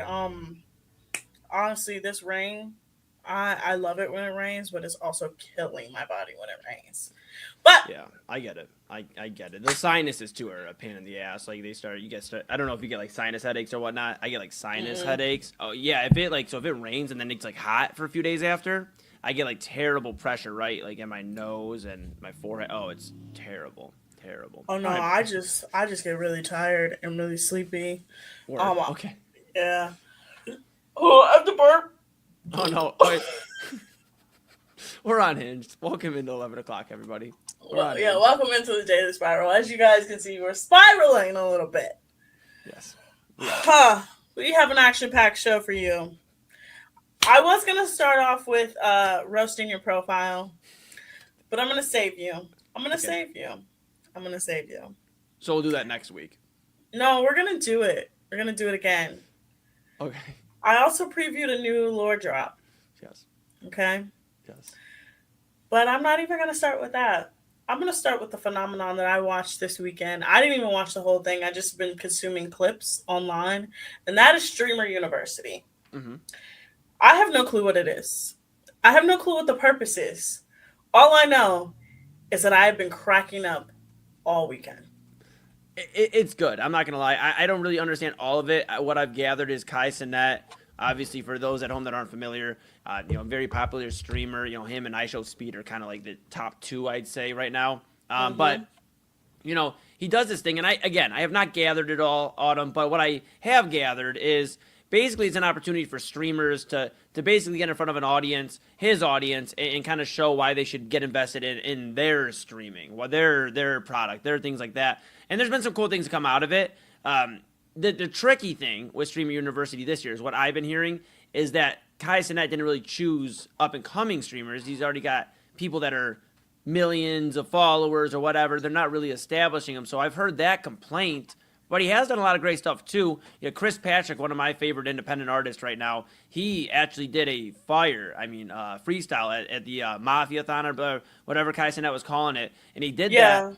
He did it last year, and it actually sent him to an extra stratosphere to where now it's like he's on XXL, the freshman list, and all that other stuff. But there's been cool stuff. I think it's, if you just don't take it so serious, right? It's a fun thing to take a look at and some of the stuff they do. Yeah, so what I gather is it's essentially just a huge content farm. Like that's what it is. Yep. Is that he brings them all to one place where they can just all make content with each other. And he sort of uses the backdrop of a university. Like I remember hearing about it last year, but I really didn't tap into it because I was like, I'm gonna just say right now, I'm old. You better stop. Don't say old. I turned 29 in 9 days. And you're not. I'm 31. Yeah, sir, I'm 31. You're not that much older than me, so don't say it because that older. Makes me feel yeah, but I don't get the appeal of streamers. But I've been consuming these clips. Yeah, and I kind of get it now. Okay, so my favorite duo of the entire time is a creator. His name is Blackboy Max, and he had a roommate named Wardrobe. Now, Wardrobe is 17. Blackboy Max is sort of like a controversial figure. He's also I think a rapper. But they were the funniest duo the entire weekend. Now, Blackboy Max also got into a little bit of controversy with another creator whose name is OJ. Now, he was a smaller creator who was brought in. So I think what he did this year is he brought in half and half. So he brought half smaller creators, half bigger creators. Because T-Pain was there, Sky Jackson, Dream Doll, people that are big time creators. Again, T-Pain. T-Pain himself was there. And he was crazy. People were like, oh, who are you? Are you a small creator? And he's like, absolutely, I am. Yeah, right? Yeah, I'm not the guy who made all of your favorite 2000s bops. But, I mean, yeah, it's interesting, right? And I do give Kai Cenat a lot of credit. I've seen him post, earlier this year, I want to say it was. This year just feels like it's been 10 years. But, I think it was earlier this year he mentioned about his mental health and he took a step away from streaming and everything, And some people said, oh, it's a ploy, for marketing or whatever. Here's a secret, folks, for anybody out there listening. I want you to take your phone. I want you to take it as close as you can to your ear so you can hear me here. Kai Cenat has already done enough that he doesn't have to do a marketing ploy. He could turn on his camera after being gone from 8 months, and people are going to tune into him, and that's the reality of it. So I just had to get that off my chest because it drove me nuts. As somebody, we're very big, obviously, one of our pillars in terms of the network is mental health, and for people kind of crapping on him there at that moment, like, well, hey, it is a marketing employer, really, like, for real. I just think it's kind of crazy. This guy does a ton, whether you like everything he does or not. He's constantly in the scene. He's constantly making waves. He's doing the Streamer University. He's done other cool stuff. He's had some really fun interviews and funny interviews for that. John Cena was on the one where they went into he came into his room, visited his house, and they were trying the I think the Big Mac and another sandwich, but whatever. It's just funny stuff, man. People take themselves too seriously, I think, Autumn, and expect somebody to be in front of the camera 24/7. I'm going to be honest. Obviously, we're here every day of the week, Monday through Friday with everybody, and we're constantly in front of a camera. And obviously, I do music. You're a TikTok star, so you're obviously all over TikTok. But, it is tiring at times. But it is tiring at times to always be in front of a camera. You got to think in Kai Cenat's world, it's like streaming for 3, 4, 5, 6, 7, 8 hours every day can take a toll on you. That's a lot because you don't have a downtime to kind of step away, take a cigarette break, whatever. You just got to be careful with certain things there too. So I think people just need to be a little bit more graceful. I think that's been my theme for the night so far. Yeah, and honestly, like some of the people like really, really like some that were like bigger creators. Like I know a creator, his name is Jason the Ween. He's like a huge creator. He was there, and I'm like, why is Jason here? And I'm like, but I had to think about it. I'm like, there are certain people that watch certain streams. Like he had a creator there named I Love Puzzles. All she does is stream herself doing puzzles, and she had I think less than like 10K followers and left with 100K followers. Like certain like people came in with small followings, and I think that's okay. But I think also the thing that I really did see is that there were a lot of people who just straight up were just disrespectful. Yeah, the fighting, like straight up. Yeah, I mean ridiculous. Like grabbing onto even I think Kai Cenat at times and getting into grappling matches with him. And so I mean just ridiculous. And it's like some people don't understand that this is an opportunity. And yeah, Kai Cenat's a fun guy and stuff, but he's also a grown-ass man.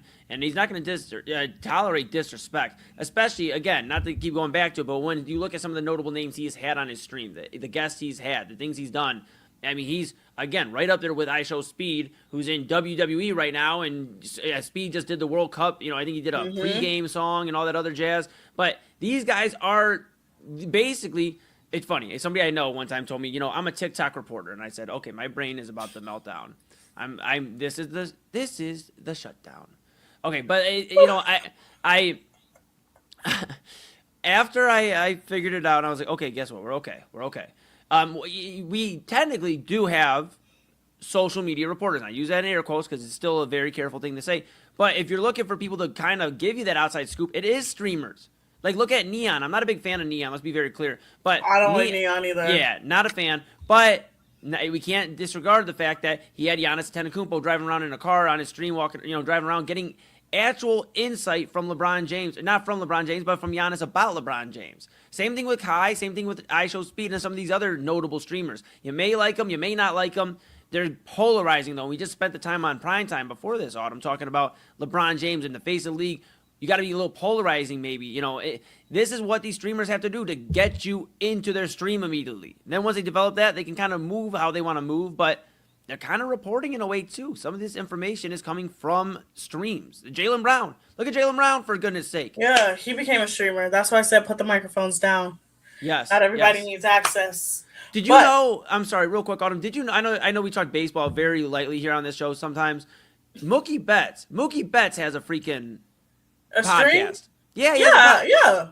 I didn't know that. I was watching him yesterday. He was talking to Cam Schlittler from the Yankees, and I did not know Mookie Betts had a podcast. I'm going to check it out, but it's still, like, to your point, it just worries me when players have podcasts. Like, everybody has a podcast, and it's like wait till you're retired. Like, just, or if you're LeBron, you're 40-something, you can do a podcast. You've done enough. Like, I don't know. That's my rant. That's my rant. I'm spiraling. Like I said, put the microphones down. Everybody don't need to have... I have seen Mookie Betts' podcast, so his podcast is actually one that I think is okay. Yeah. He doesn't say anything crazy. He'll have, like, former teammates or current teammates on there. I know they talked about Dalton Rushing a couple weeks ago. But honestly, hey, watching Streamer University or watching the clips, I'm like, okay, some of these people, yeah, I would follow them on social media or I would see them, but I'm not really like a streamer person. Like, I don't sit down and watch streams. Like, that's just not my form of entertainment. But hey, I enjoyed the content. Now, before we go to break, we actually, no, couple minutes. Before we go to break, hit on a couple things Love Island related, because we can never not get rid of Love Island. I told Double A and I told Chad this. This is when the real season starts. Okay? The discourse for the next year is going to keep us fed. Right? All right. I'm ready. So, what we got? We, of course, got the Still Re-Rise AI looking photo shoot from Casey and TT. Okay. Like, you guys did a photo shoot. Your boyfriend and girlfriend, like, great. Keep it moving. We got our second official interview from Bryce and Trinity coming out tomorrow in People Magazine. I actually like the way Peacock is doing their press this year. We're not getting it all at once and everybody's not going a little psychotic. Right.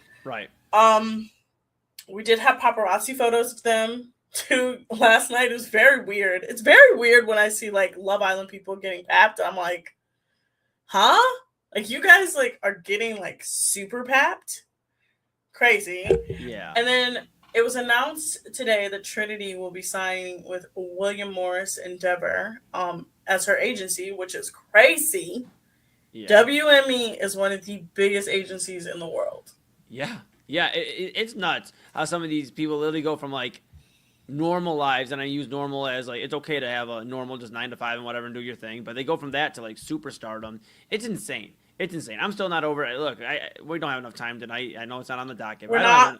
Friday we'll talk about Trinity because she's not safe.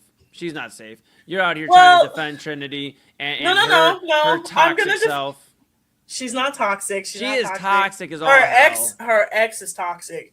He's insane. She told him in the you see this? We can talk about it on Friday because I will bring receipts on how she's not the toxic one. But we're gonna go to break. When we come back, me and Eli, we will look at his dating profile, and I will tell him what's wrong with his dating profile, and I'll fix it for him. I promise. I'm gonna fix it for you. Fix it. All right, cool. Sounds good. Sounds good. All right. When we come back, but you guys are watching us here on the Inside Edge Network. We'll be back. Key On Sports is the leader in Ohio high school athletic coverage in written, print, and video streaming. From the latest news and results and written content to the high school football game of the week every Friday, Key On Sports has you covered. The vision of 15-time published author Vince McKee has become the most trusted site in Ohio high school athletic news. From podcasts to player profiles, Key On Sports is your one-stop for all of it. Visit them today at keyonsports.com or on YouTube at Key On Sports. Check out their socials on Twitter and Facebook as well. Clean energy, bold flavors, and no jitters. See why people won't shut up about Dubby. Clean energy, no jitters or crash. Whether you're starting your workday or getting ready to exercise, Dubby Energy helps you lock in and focus. With over 15 flavors to choose from, you can't miss. Order Dubby Energy right now by using the QR code on your screen and use the promo code InsideEdge10 to receive 10% off your order. Dubby Energy, your energy-focused sponsor of the Inside Edge Network, Cleveland's digital leader. Discover our collection of body mists made with clean, minimal ingredients. Handcrafted with natural essential oils and clean ingredients, they offer a natural alternative to synthetic fragrances. Perfect for sensitive skin and those seeking clean, mindful self-care, and the perfect gift for you or your special someone. Courtesy of Alley Rose Fragrances. First-time customers, use that promo code InsideEdge20 to receive 20% off your order. AlleyRoseFragrances.com, a proud sponsor of the Inside Edge Network, Cleveland's digital leader. Whether searching for a baseball autographed by your favorite World Series slugger, a signed football by an iconic Hall of Famer, or the jersey of a world-famous soccer star, you've come to the right place. Here at SportsMemorabilia.com, the web's leading source of authentic sports memorabilia, you'll find more than 500,000 authentic products from nearly every professional sports league, team, and players. Not only will you find your next prize sports possession with ease thanks to superb customer service and tremendous site experience, you'll have the satisfaction and peace of mind that every product listed comes complete with a certificate of authenticity and is fully backed by the sportsmemorabilia.com lifetime authenticity guarantee. Go to sportsmemorabilia.com by using the QR code on your screen right now. Sportsmemorabilia.com, a proud sponsor of the Inside Edge Podcast Network, Cleveland's digital leader. Find us on InsideEdgeNetwork.com for the latest information on your favorite shows, personalities, and network partners. Plus, guess what? We have a merch shop. That's right, we have network polos, t-shirts, champion jackets, hats, and bottles. Rep the network. Every purchase supports independent sports and entertainment media. Use the QR code on your screen right now to check out InsideEdgeNetwork.com. That's InsideEdgeNetwork.com. Hey guys, awesome show on today's Unfiltered. We broke down a lot, everything from the flock camera situation in downtown Cleveland to the possibility about RTA. I mean, could it go away? My goodness, there's so much on the line there with them when it comes to their latest tax possibility increase as soon as May of next year. So we talked a lot about that. Can the Browns really host a Super Bowl? Might not be able to do that. I don't know. Got to get up to levels of people like Detroit, believe it or not. Who knows? Hey, tomorrow, all the different local news stuff that's going on here that affects you here in Northeast Ohio, Cleveland, in this community. We got it for you right here, Unfiltered, 5 p.m., all on the Inside Edge Network. I will see you there.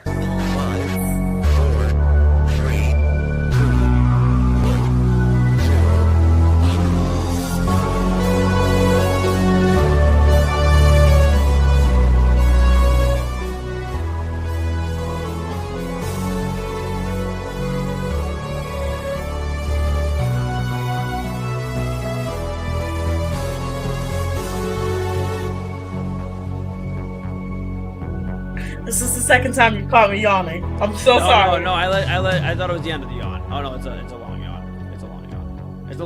It's a long fly ball. Okay, all right. Anyways, all right. I'm not safe anymore.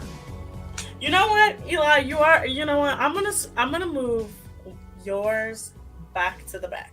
Okay. Cool. Yeah, because you know what? Screw that profile. It wasn't good. No. Nope.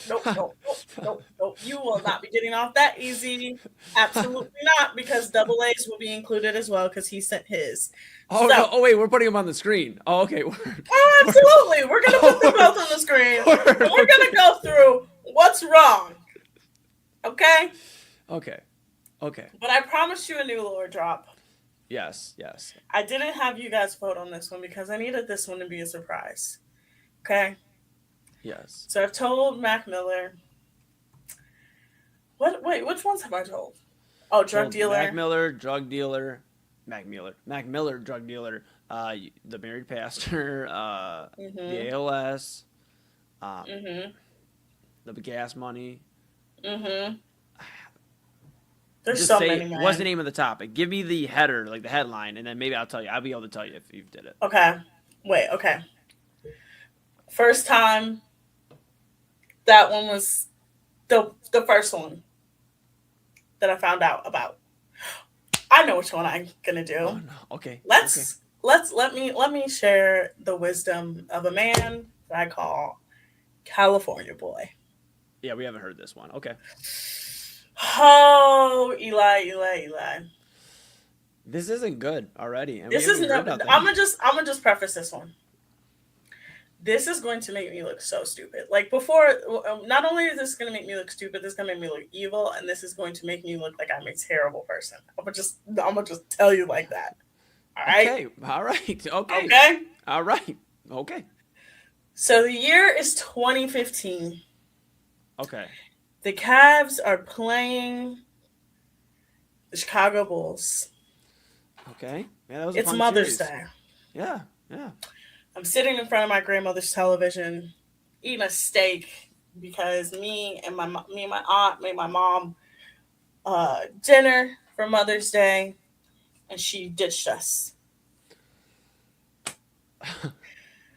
But okay. I'm scrolling on an app that begins with a T. Okay. There's only a few of those. Okay. Now, at the same time that I'm scrolling, LeBron James is drawing up a play. Well, okay, David Blatt is drawing up a play in which LeBron James does that and says, "This is what we're gonna do." Yep. At that same time, I see a profile on this app with the name of the T, and I see a man. I see a man with a girl, and I'm like, oh, I'm about to swipe left. But I was like, you know what? I'm gonna scroll down. And this is how I know I'm stupid. Oh, Mind no. you, I'm also 20 years old at this point, guys. I'm 20 years old. I'm a virgin. I'm dumb. This man put in his profile, girl in photo is not my girlfriend.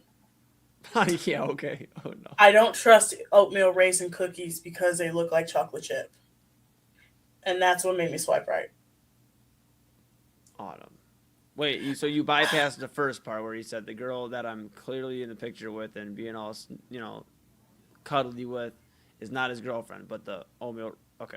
All right. Again, this story is not going to make me look smart. It's going to make me stupid. Okay, it's going to make me look so dumb because this story is still happening till this day. Okay, I was going to say I'm proud of you for how far you've come, but if it's still happening, it's still happening. I'm still proud of you, but not. No, you're we'll not work going on to be some proud of things. me. Okay, you are not going to be proud of me after this. Okay. So I swipe right, we match. Right as we match, LeBron James shoots, scores. Woo, great. We all jump around. Right. Yes. I do not hear from this man for 3 months. I don't hear from him till August. From the first message?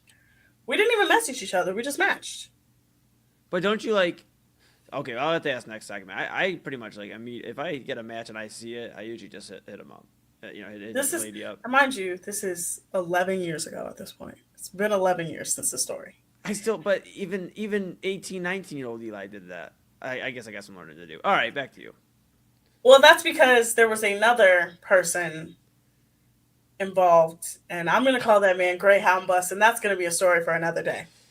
Okay, but Greyhound Bus. Okay, all right. One August afternoon, I went to a water park, and the app that starts with a T, you used to be able to post photo updates. Yes. Like statuses, right? Yep. So I posted a nice photo of myself, and then I came home. I went to sleep and I woke up with a bunch of messages. And I'm like, oh, okay. And it was from California Boy. Okay. Like, okay. Like, it took you long enough. So we decided to start talking. Okay. Why did this man start sending me paragraphs? Full detailed paragraphs of like things. And I'm like, what is going on? I'm like, okay, like this is great. Like, I'm gonna get a boyfriend by the end of the summer. Y'all, I'm stupid at this point. I'm 20 years old. I'm dumb. So yeah, this man decided to meet one night. And I'm like, okay, like, yeah, we can meet. But I missed a text message.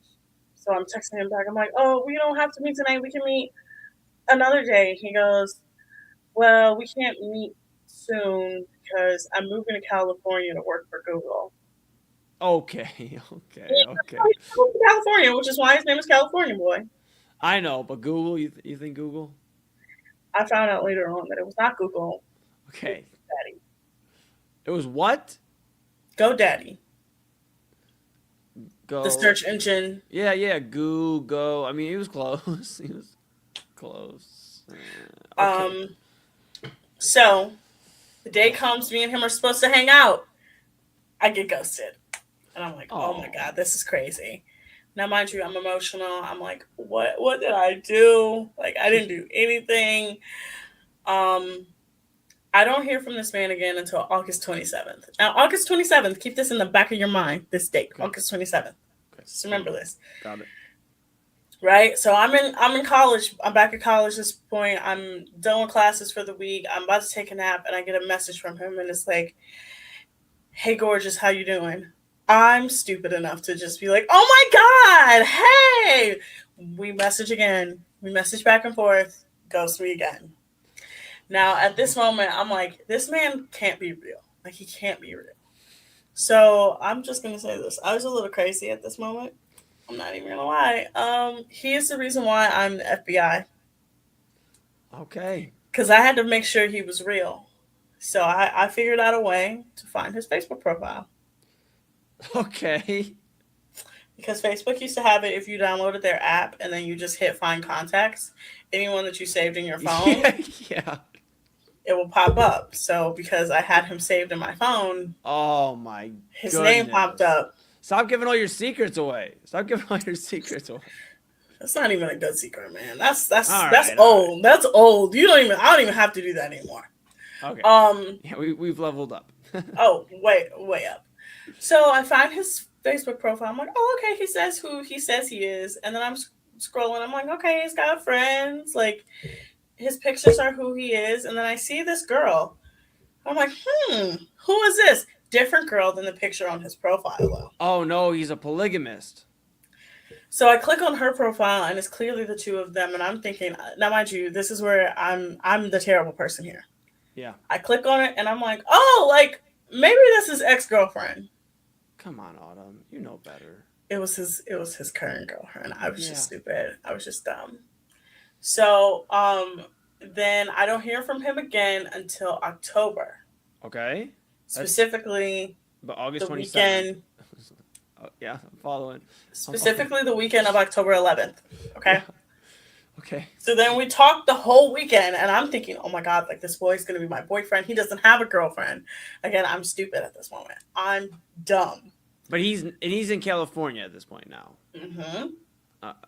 But he's from Cleveland. But he lives in California. Mm-hmm. Hence the name California Boy. Mm-hmm. And you lived at that time in Cleveland. At the time, I lived in Bowling Green, Ohio. Mm-hmm. About the other side of the nation. Mm-hmm. Continue. So we keep talking. I keep going back to this girl's profile, being like, maybe they're not together. Again, I found out later on they were very much together. So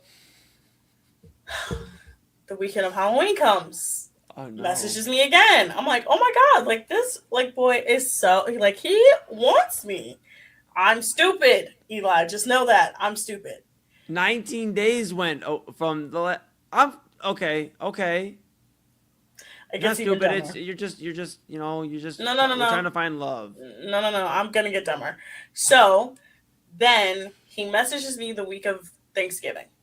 Oh, the week before Thanksgiving. He goes, hey, want to let you know I'm coming home for Thanksgiving. Do you want to hang out? And I immediately jump and was like, oh my God, yes, let's go ice skating. Let's do this. I'm thinking I'm about to siren this man into being my boyfriend because that girl don't exist. It's just me and him, right? Right. My 20-year-old brain is like, it's me and you. It's me and you. Yeah. Week of Thanksgiving comes and we're talking. The last day I talked to him is Thanksgiving Day. Thanksgiving Day that year, terrible. Don't even want to get into it. It was really traumatic. Okay. Eli, I didn't hear from that man for another 2.5 years after that day. You better say you didn't block him. I, in fact, was like, what did I do that was so wrong? I go to the girl's profile. I see. Now, mind you, I forgot to tell you this. How I figured out they were boyfriend and girlfriend is she changed the original picture to a different picture. Copy. Yeah, that'll do it. So then I go to her profile and I'm like, oh my God, they're not dating anymore. She's like pictures gone of him. And I'm like, he's normal. And then I see this other girl keep popping up. And I'm like, who is this other girl? Like, he must make friends in California. I clicked on her profile. And in big, bold letters, it said, in a relationship. Yeah, that'll do it. Now, mind you, he didn't just get one girlfriend on me. He got two. I later did my research. He was trying to date me, dating the girl, the original girl, and dating the girl he broke up with her for at the same time. So he's a polygamist. So you remember how I said August 27th is an important date? Oh, yeah, I remembered it. I had it in my head. Yep. Come to find out from my research, that's him and the second girl's anniversary. So he was hitting you both up the same day to see who would hit him up pretty much first, is what I gathered, and he locked it in with the other girl. Oh no. Oh, it gets stupider. So about 2.5 years later, still in college. I've, graduated from not being a dumbass because this whole situation has made me be a dumbass. Okay. But I have recognized patterns at this point. Okay, so you definitely learned at this point. We say that, okay? Okay. We say that. So I recognize a pattern of who watches my Snapchat stories. I forgot to mention, me and him had each other on Snapchat.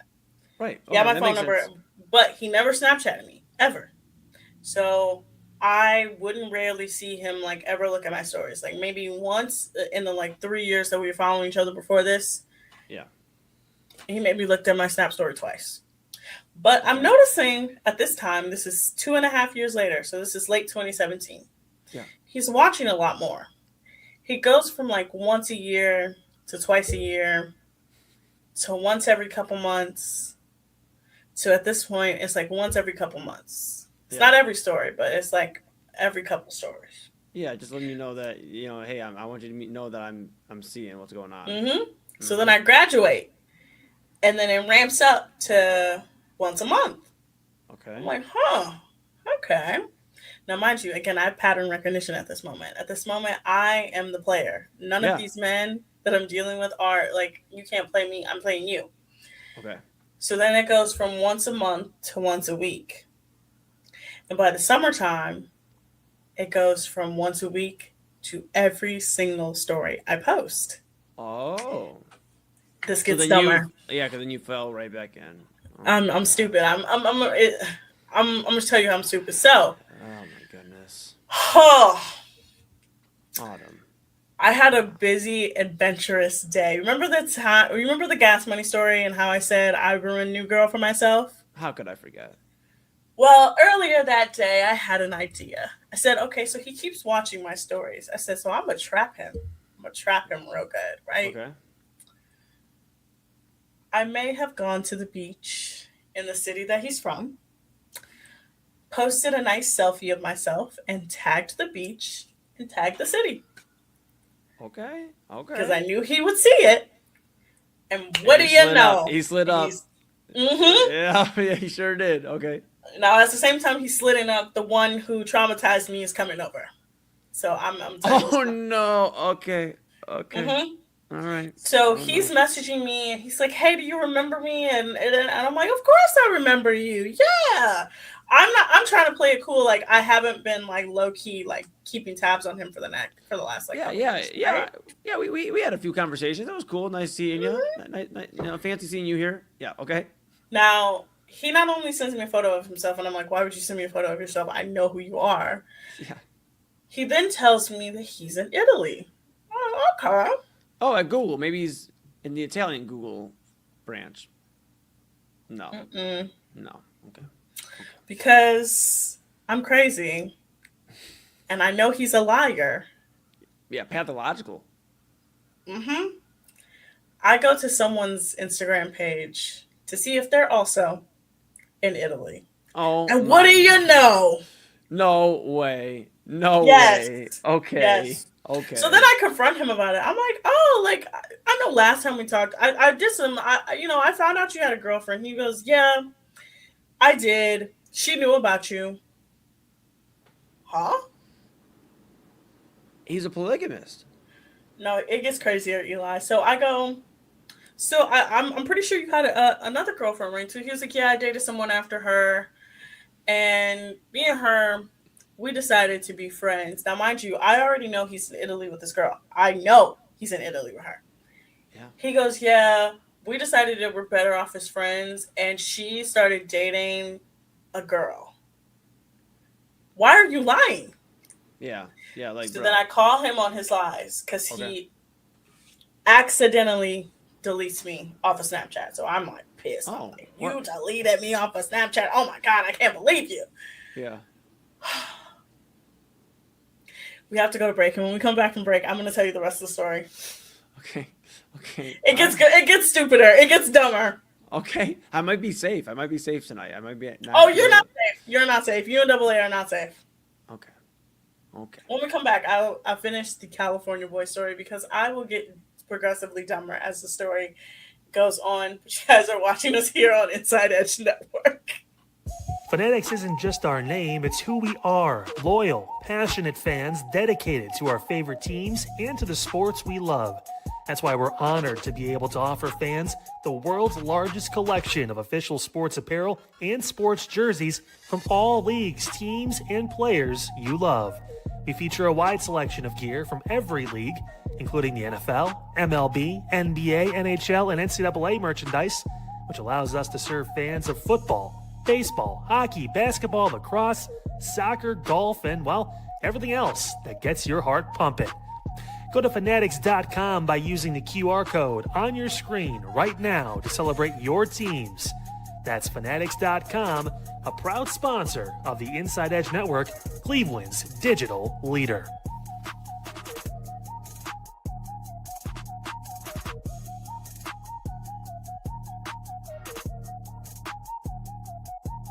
Small business owners are superheroes, but nowadays running your business means doing so inside your shop and on social media. That's why you should make Omega Video Marketing your sidekick. With a decade of content creation experience, I create dynamic, informative, and fun videos for your specific social needs that will increase brand awareness, get you more followers, and keep your social pages and websites current and fresh. I offer flexible pricing and turn times and will work with you to understand your brand and your story. All of that comes from the heart. My award-winning expertise is just the cherry on top. So let's get connected. After all, your brand is the alpha and my expertise is the omega. Discover our collection of handcrafted candles. That's right, every product is thoughtfully created in small batches free from harmful toxins for mindful everyday indulgence. Our candles are hand-poured in coconut soy wax with natural wood wicks, offering a long-lasting burn and rich fragrances. Create a cozy, safe ambiance for your home with candles from Alley Rose Fragrances. First-time customers use the promo code InsideEdge20 to receive 20% off your order. AlleyRoseFragrances.com, proud sponsor of the Inside Edge Podcast Network. Mosser Moments Photography is a husband and wife wedding photography team based in Cleveland, owned and operated by Inside Edge Network's very own Ryan Mosser and his wife Hallie. For the past 10 years, they've captured more than 100 weddings across Northeast Ohio and beyond, always working together as a true two-person team. Their style centers on authentic, emotional storytelling, documenting the real moments between two people in love and creating images that feel natural, comfortable, and true to the couple. Rooted in Northern Ohio but inspired by their travels, Ryan and Hallie bring a warm, personal approach to every wedding day. Their work blends experience, consistency, and a genuine passion for helping couples relive their best day through timeless photography.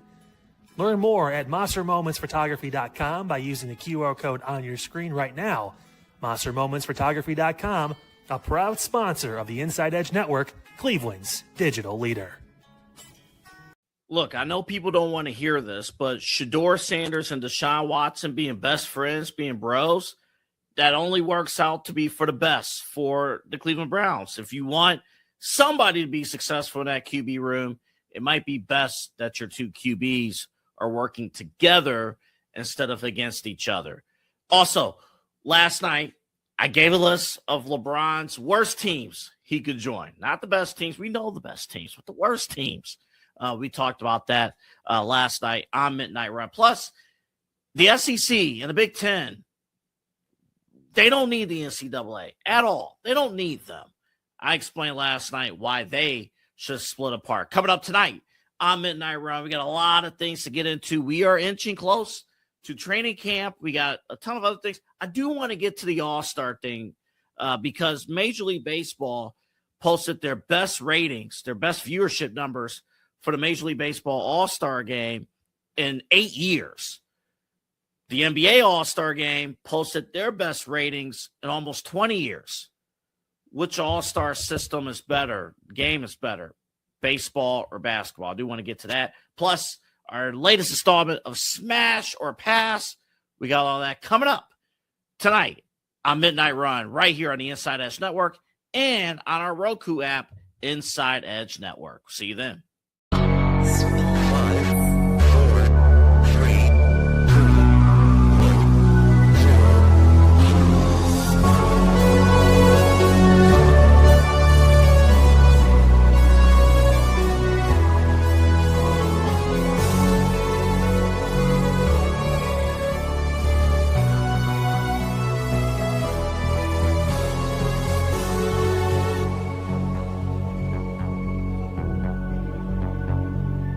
All right, welcome back.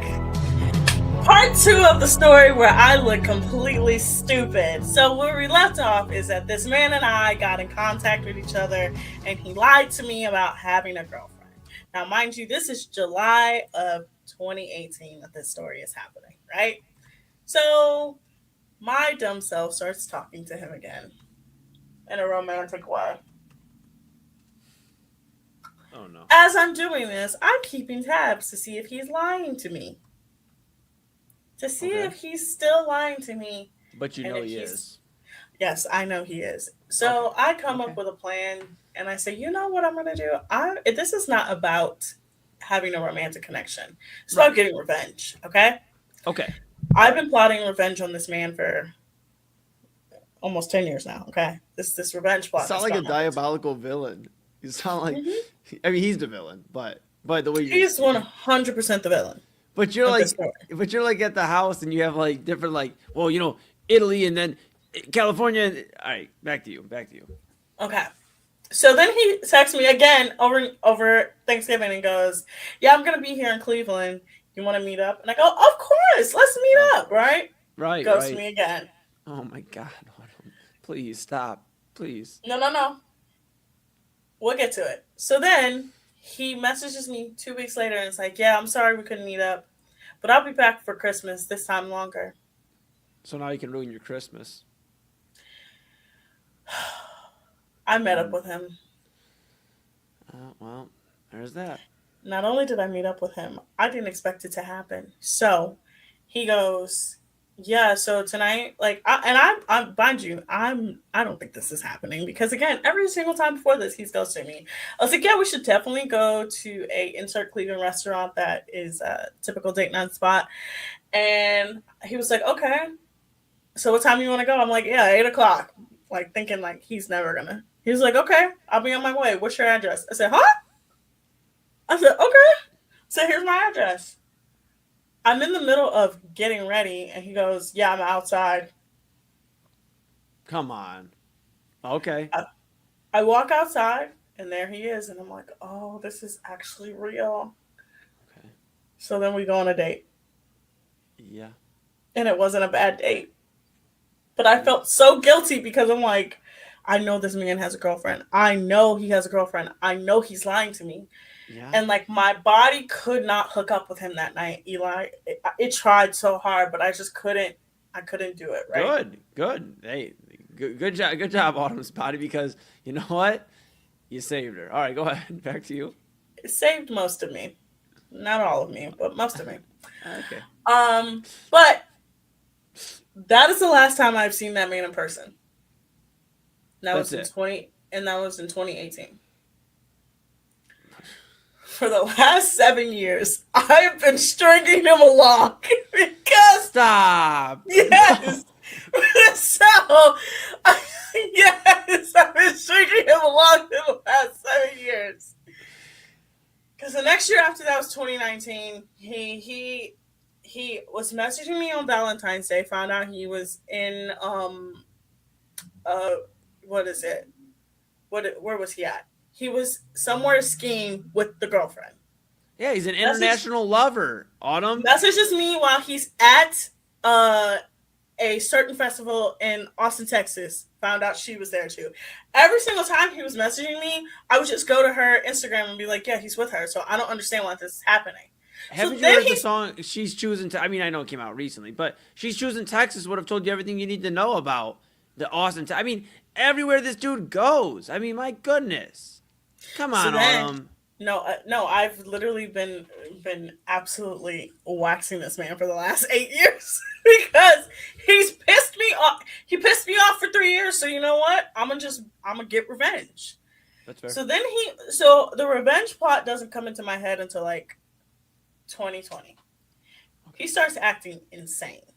Yeah. He starts being like, I messaged you and you didn't message me back. Why did you message me back sooner? I'm like, bro, we don't live in the same place. Like, what are you doing? He was like, I put my plans on hold to talk to you. Yeah. You live in a whole nother state that's 3 hours behind. What do you mean you put your plans on hold? It's 11 o'clock here. It's 8 o'clock there. Why are you putting your plans on hold? He just started getting a little crazy, a little territory. Yeah. So every time he's been in town, he's asked me to hang out. And I'll be like, yes, of course we can hang out. And every time, the day of, I'm not available. He did it. He did it this year. He did it last year. He did the year before that. He did the year before that. Now this part is a crazy development, and this is the part where you're gonna understand why I'm doing this. I found out that he got engaged. I found his wedding website. So every time he asks me to hang out, I say yes, of course, absolutely. You're married. Why are you trying? He's still trying. I'm pretty sure he messaged me, I'm going to say like 2 months ago. No more words for California boy. That's all I got. Cali kid. That's all I got for you. Yep. I mean, goodness gracious. Oh, I didn't even get into the best part of it. He made a separate email account so he could because I would ask him for advice on career things. So he made a separate email account. He also made a separate Snapchat account. And then stupidly, he goes, yeah, I had to delete my other one, and then re-adds me like 2 years later from the original one, and it's like, remember our chats? Remember how good they were? Bro, I thought you couldn't get into it anymore. Well, you know what, Autumn? Honestly, this guy is honestly a piece of work, and you know what? I think after that, we shouldn't even talk any more dating. We actually should. We shouldn't talk any. Do you want to know what? Do you want to know what local Cleveland suburb he's from? Because it's gonna make it even funnier. What's that? He's from Bay Village. Oh no, not the Village. Mm-hmm. Not the Village of Bays. So he was your Bay for a minute. Eli, I have not seen this man in 8 years. I said for a minute. I mean, back in like 20, 18. But this is the thing. This should show you how dumb I am, right? The first half, I was stupid. After we hung out, I've been stringing that man along for 8 years. I've been building my revenge. How does that make you feel? Feels great. Okay. I actually talked to my therapist about it, and she said, you know what? If that helps you get over it and that helps you get through it, absolutely, 100%. That was her saying, I don't want to bother with this subject at all. You just do you on this one. If it starts stressing you out, I guess talk to me about it. But it didn't stress me out. It felt great. It felt great to keep. It has felt so great to keep this man on a string because he is such a liar and a manipulator. And yeah, just be honest. Just be honest. Like if you're looking for vibes, just put it in your bio. Like it's that simple. Like just put looking for good vibes. No. Oh, look, it's Midnight Run. Yeah, Double A said he had to start at 57 tonight. We only got a few minutes left. That's odd. No. Unfortunately, Eli. Oh no, she's like loading it in. She's smiling as she's loading it in. That was a safe place. Both of you doubly screwed too. Both of you. Oh, Double A. Because I'm about to get you both. Okay. I think everything I say in there. I mean, there's pictures of me, so I'm not catfishing. I'm looking for vibes. It's not about the cat. No. I'm looking for a vibe. What in my bio is a lie? It's not about what's in your bio. It's not. Okay. Here it goes. Oh shit. Okay, here we go. This is your bio. Okay. First of all. Wish you could zoom in a little bit more. I wish you could zoom in too. The picture's crazy. Nuts. Okay, no. That's my interview on iHeartRadio. That was cool. I got, that's when like my song was getting like a lot of momentum on iHeart, which is still getting played on iHeartRadio. Pretty sick. Shout out 106.1 for spinning the record. But look, Autumn, like iHeartRadio. Like then we have like me. That picture of me on the couch is so cool. I have a cigarette in my hand because I'm smoking cigarettes. I have a bottle of Honey Jack off to the side. I cropped it out for the sake of this, but I had Honey Jack on the side. I was drinking. I had this fur coat. I have a really nice fur coat. I want another fur coat. The picture up top, let me explain myself here. Thank you. Yeah, because I'm upset that here we go, because you're picking me apart. The jean jacket one, like that one questionable, I guess, a little bit, but I like the pink and blue. It like really brings out my eyes, the pink one. And then, here's me in front of a car in Texas. That was a cool moment. It was my first time in Texas. Hold on. Okay. I'm going to make us a little bigger. Yeah, thanks. Eli. Okay. Eli. The first picture alone would make me swipe left. I'm going to just tell you like that. First picture alone. I look like a fun guy. The second picture, I would be like, what's going on? Third picture, I'd be so confused because this is the thing. It needs to be cohesive. They all look like you, but don't look like you at the same time. Because I've never looked like me at the same time. Really look at it. All of these pictures look like you, but don't look like you at the same time. I cut my hair sometimes.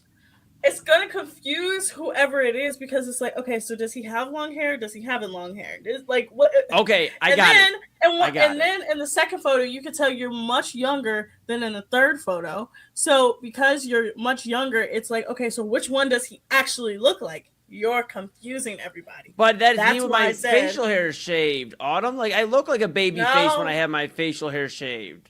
I'm a handsome young man. What can I say? Take that picture out. No.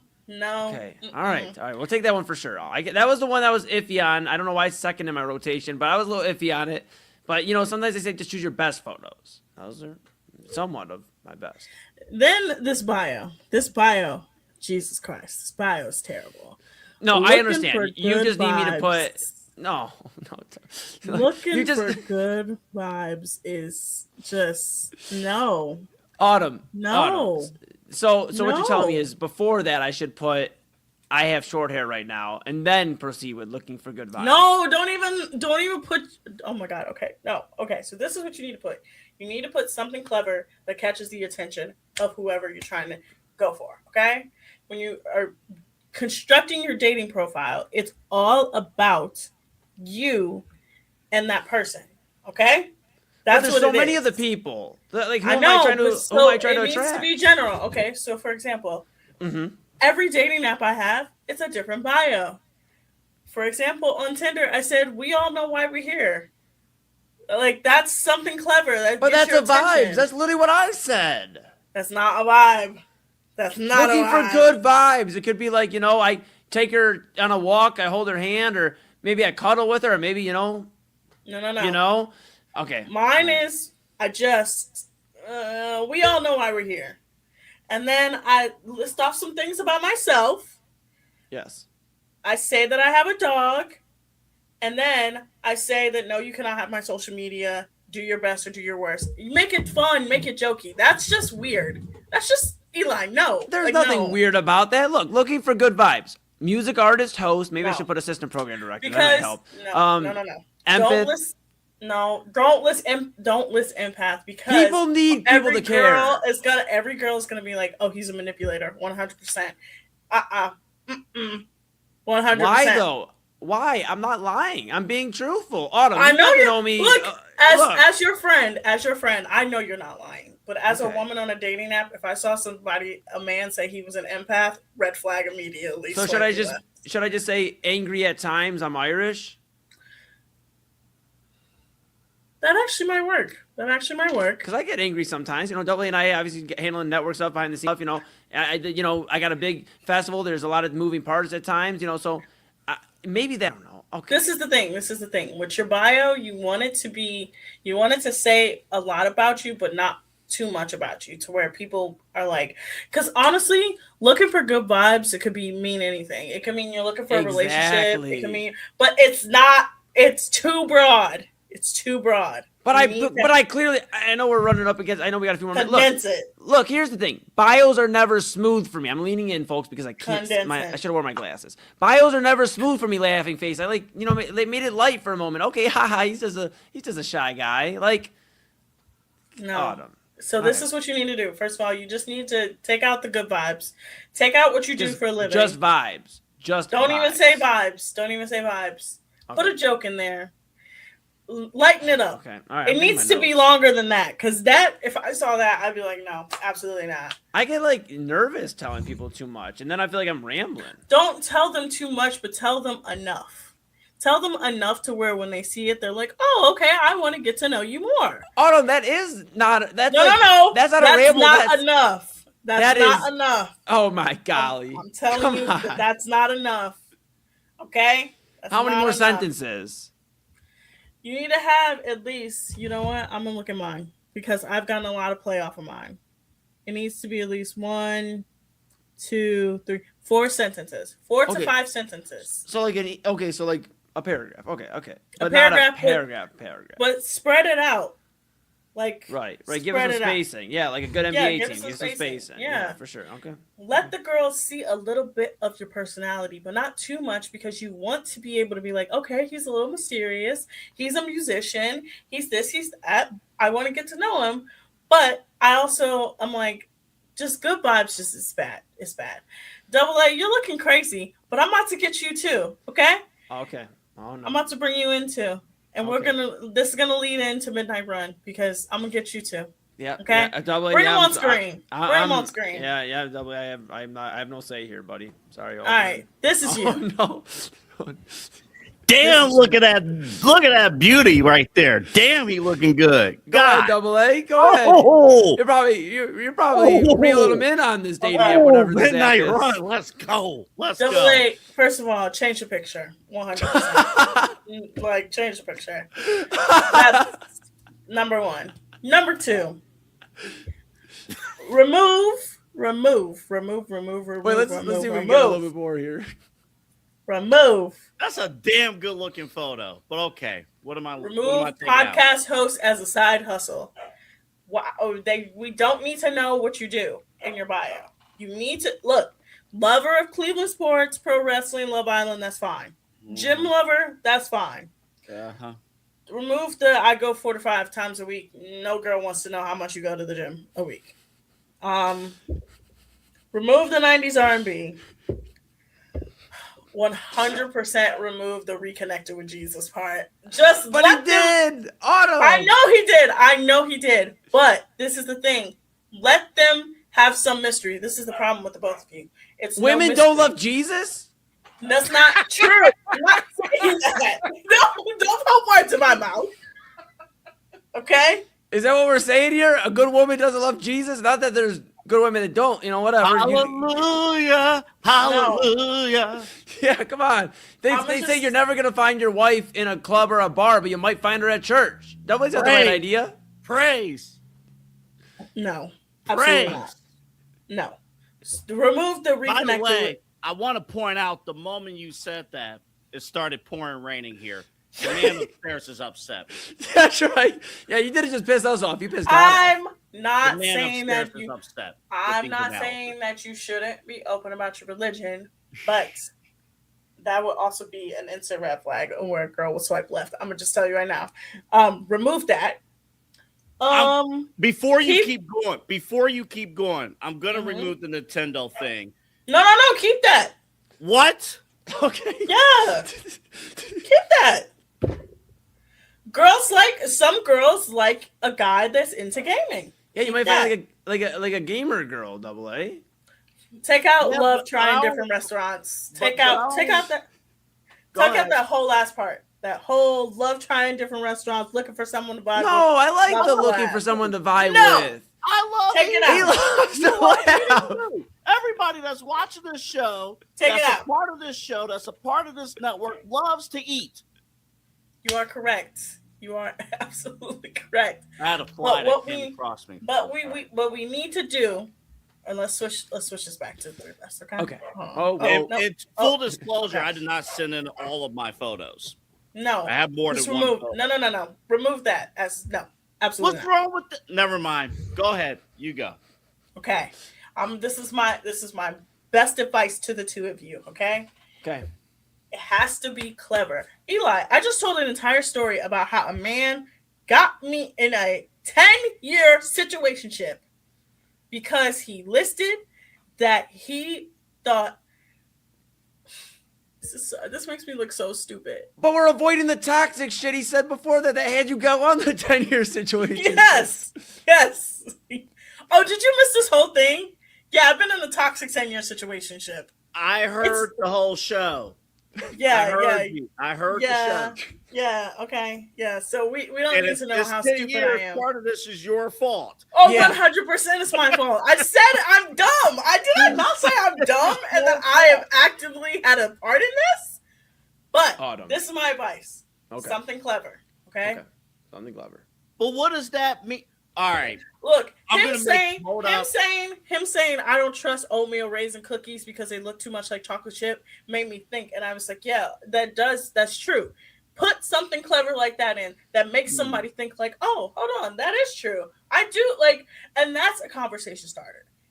Like, what if I said like, because I know we're up against it. What if I just said like, I don't like avocados, so avocado don't play me. What the hell? No. No.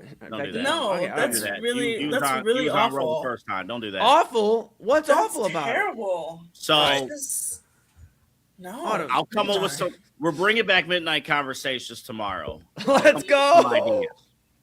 I'll come up with some ideas.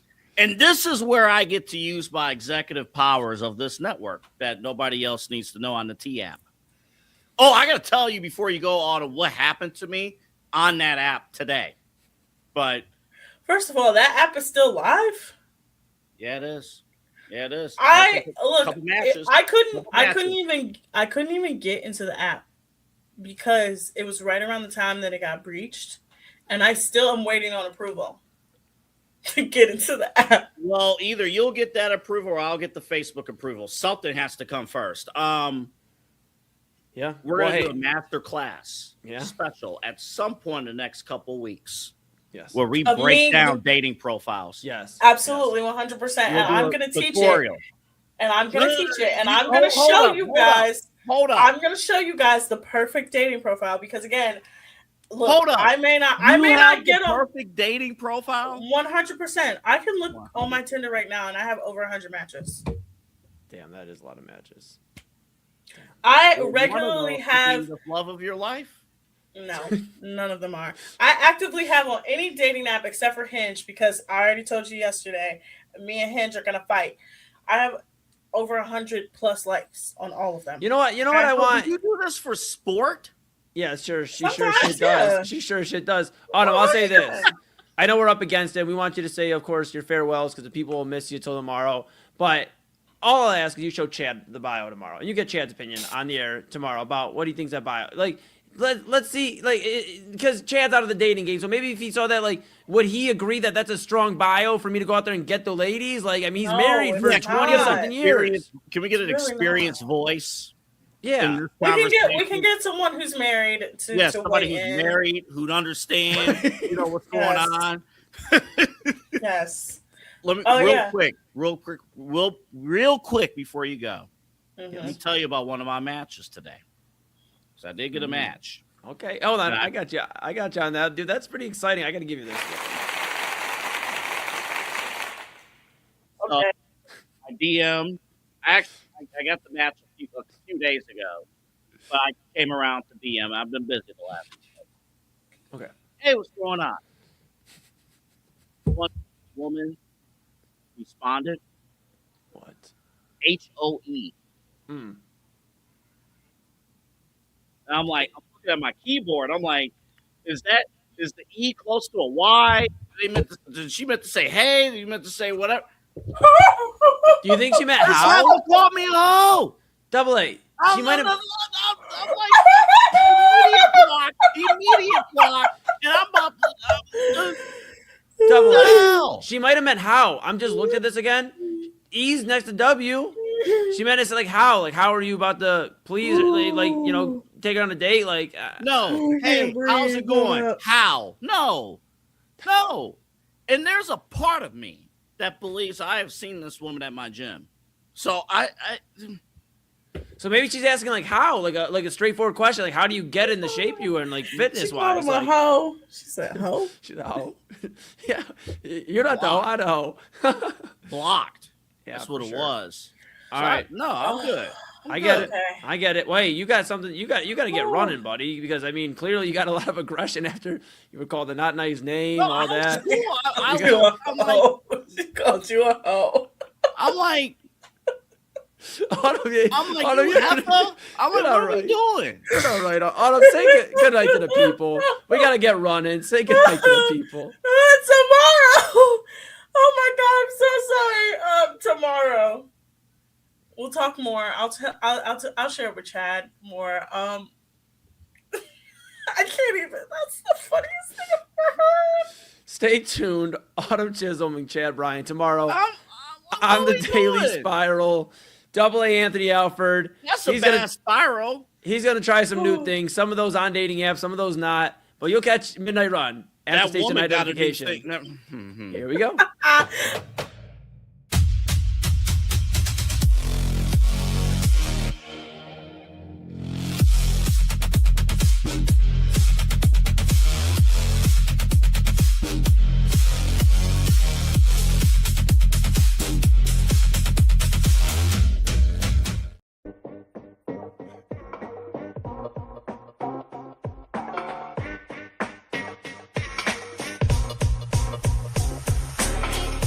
This is Midnight Run on the Inside Edge Network. Here's your host, Anthony Alford.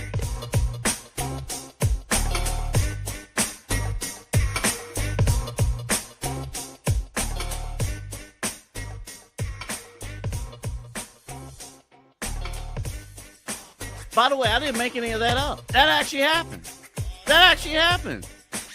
Like a few hours ago, that happened. And I told you I was saved. And that happened. Unbelievable. Unreal. Welcome to Midnight Run here on the Inside Edge Network. My name's Double A Anthony Alford. Glad to have you with us. You might find me over the internet at some places, some apps.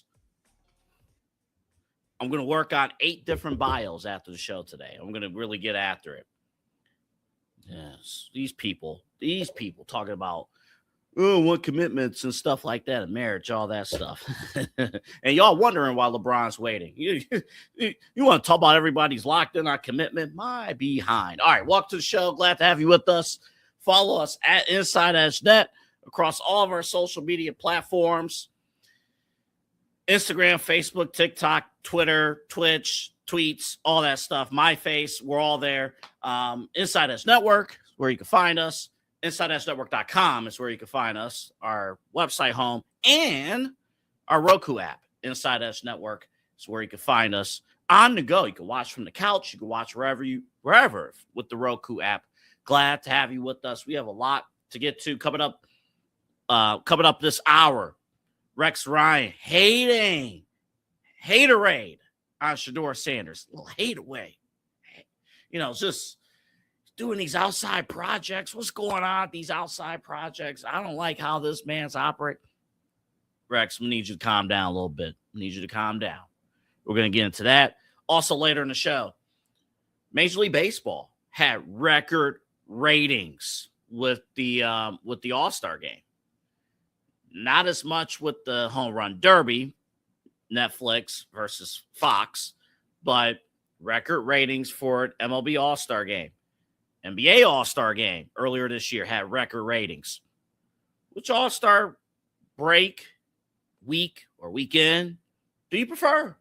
And how can we elevate the events, the game and the events surrounding the Major League Baseball and the NBA All-Star week or weekend? We'll talk about that later on. And a special Progressive Field edition of Smash or Pass. Great video you're going to see later in the show. You're going to see some of the treats, some of the specialties from Progressive Field. And Eli and I will judge what you could see at Progressive Field. Now, full disclosure, this video was taped last summer, and I have not attended a Guardians game this year, so a couple of these items may not be there anymore, but I can confirm the items that you see in this video, they were all there last year. So we'll get into that coming up in a bit. We're going to try something new today. We're going to try something new, because if I get called out on that app, called that way, I'm like, F this. I get motivated by stupid stuff like that. And today, we're going to debut a new segment. It's called the Opening Sprint. That's right, folks. We got elements here on this show. Elements. We do stuff here on this show. And this is quick bites. It's quick bites, quick reaction to several stories that have caught my eye, and also a little bit of things going on in my personal life as well. So let's get right into it. LeBron, yes, in the news again, but this time it's not his fault. The Miami Heat social media team, and I'll put it up here on my end here, Eli. Look at that. Go to their socials. LeBron James introductory press conference July 27th. All that smoke going on. Now, if you guys recalled, remember the whole PTI situation last week? The PTI podcast was talking about, or had it labeled like, oh yeah, LeBron James signs with a new team. I think it was Golden State at the time. And here you got this situation with the Miami Heat. Here's the deal with social media, and a lot of times you got a preview post and things like that. A lot of times when you preview post, you got to put stuff out that is not meant to be for the public, but somebody leaked it out. Some janitor walking around the Miami Heat building saw it, took a photo, whatever, or a fan leaked it out and caught it there. No news here. No news. Although if you believe in, what is it? Poly market. That's the betting, or the fun prop bet. That's one of them. There's a few others. When that post went out earlier tonight, the Miami Heat went up in terms of odds to sign LeBron James. They surpassed Cleveland and Philadelphia and Golden State. Let me just say this too real quick. This is the opening sprint here. Let me say this. I do not blame media whatsoever for getting sick and tired of LeBron, because you got time to feel. And I get it. You have time to feel, and every single day it's in the effing rundown. You got to talk about it. Multiple hours, multiple segments. You got to do it. So I don't blame anybody in the media for getting exhausted for waiting on a decision. And I know it's fun to talk about Stephen A. Smith, but I don't blame Stephen A. because, you got to lead with him. And I get it. It sucks. I'm sitting back as a fan, kind of enjoying this process, to be perfectly honest. LeBron James has earned the right to sit back and dictate pace. And I'll give you this. Let me give you my 2 cents to what Eli and Chad talked about on Primetime earlier today about who's the face of the NBA. LeBron James and his team, Rich Paul, they're sitting back and they're looking around. Rich Paul earlier today, it's like, please fill out your teams, and then LeBron will choose. Don't tell me that they're not operating from the standpoint of this 41-year-old man is still the face of the league. He's still the face of the NBA. Nobody else is doing that. No other player commands that type of respect like LeBron James, even at the age of 41. So that could be the ring there. World Cup. The World Cup final. My goodness, everybody watched. In fact, it was the most watched non-NFL broadcast since the 1994 Winter Olympics. More people watched the World Cup this past Sunday on Fox and Telemundo, on linear television, than the AFC, NFC Conference Championship games, any playoff or finals or World Series, any other sporting event you could think of, not named the Super Bowl. In the last 32 years, people watched Spain and Argentina Sunday afternoon. I think Fox pulled in over 41 million viewers. Telemundo had 22 Spanish language viewers as well. So an incredible viewership number combined. And obviously it helps that it was here in America, but you had juicy storylines. Look, the World Cup, I fully expect they're going to bump their number of teams from 48 to a 64-team tournament. That way you can get multiple networks involved to bid. But this is a hot property. This is a hot property that every network is going to want. They're going to want a piece of that. And to think for an entire summer, I'll give you this about Fox, just to lay it out, because I like looking at ratings and television viewership and numbers. And I've come from a world of numbers. Daily, I work with numbers. Over the course of 2 weeks in the month of June, Fox, the Fox network entity, had the highest rate or the most viewed broadcast network, the most viewed sports network, and the most viewed news network. To tell you how rare that is, no one has ever had that trifecta of broadcast, news, and sports. Fox did that, and I believe in the weeks of June 15th and June 22nd. And it was because of the World Cup. Again, take politics out of it. You know, people watch Fox News. That base is very strong. So they're usually the most watched cable news or cable network, period, in prime time. But add in FS1 and, of course, Fox. And, of course, Team USA's run to the round of 16, and people were still locked in with the final. It was a great spectacle, and the World Cup really caught people's attention. Now, who will take the baton from the World Cup? Could it happen here in the States? Premier League doesn't start for another month, but who's going to take that baton? We'll find out. But the World Cup, they are locked in and ready to go. Ladies and gentlemen, my gym has brand new equipment. I am so happy. And something weird happened today. When you get new equipment, you know, all summer long, my gym has been doing renovations and things like that, and, you know, paint, do everything. Our locker room is outside at porta potties, you know, so, and they don't get changed for like a week. So this is kind of a bad time for the explosive diarrhea story. But we finally have new stuff, and it's great because the weirdest thing happened today. People actually talked to each other. People actually spoke. They actually talked. It was great. It was, I mean, I know it was to the extent of, wait a minute, how does this machine work? What do we do with this machine? How do we do this? But it was great. I loved it. Now, listen, I am one of those cycles, one of those crazy people. I am thoroughly in the 5 p.m. gym group. Hell yeah.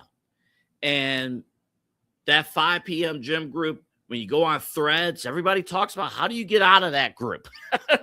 How do you do 5 a.m.? And for a while, I did 5 a.m. But once I started doing this show, once I started doing Midnight Run, 5 a.m., 6 a.m., that was out of the question. Like, there's no way. No way. I don't go to sleep these days till 3. But, no, it's great. And let me just say, my brother and I, we had a conversation about the lunk. What's it called? The lunk alarm? That loud, you know, Planet Fitness is going the opposite way. I mean, they, you know, I saw something on social media. It's like, hey, if you had a ton of plates on a bench, a ton of plates, you would be handcuffed. Like 3-4 years ago, you would be handcuffed and escorted out of the building. Not anymore. Not anymore. They're moving in the right direction. I'm pretty excited about that. I'm also pretty excited about the Ocho. 10-year anniversary of the Ocho. You know, I want to thank Rob Rizicki for piquing my interest in slippery stairs. These people are just slipping and sliding. It's just nuts. They're all over the place, but it comes your way in a couple weekends. It's a tradition that started just from a spoof from, you know, the famous movie Dodgeball. They were broadcast on ESPN, the Ocho. But think of, you know, of course, puppies running around. Think of, you know, beer pong and hot dog, you know, kangaroo races and things like that. All of it's on ESPN, the Ocho. It's all there. We might have a guest coming your way in the next couple of weeks who has called a very well-known local sports commentator here in Cleveland that has done play-by-play for a sport that ended up on ESPN the Ocho. And we'll see if we get him on within the next couple of weeks. That will be fun. What was not fun was the layoffs over at ESPN. A ton of people getting laid off. Again, my fear is, you know, when you're in corporate America, you know, my fear, you know, you want to do a great job, you work, you do a great job. My fear is all right, we got to make cuts, and you're not on there. A couple notables. Ryan Clark, Ryan Clark made it known on social media he's not happy. Carl Ravage, who called Dodgers Phillies on Monday, got let go today. Back to Ryan Clark. Ryan Clark was in the middle of he was on the air live, taping NFL Live. On the air live. I watched it. He was on it. And executives, again, media people, media insiders, when they hear stuff, they call, they reach out. Executives did not want Ryan Clark to hear it from the streets. So they pull Ryan Clark aside in the middle of NFL Live on Monday afternoon and let him go right then and there. So it made it absolutely crazy. And Eli, the Cleveland Guardians have won 3 straight. Cleveland Guardians, 3 straight, 5-2 over the Minnesota Twins.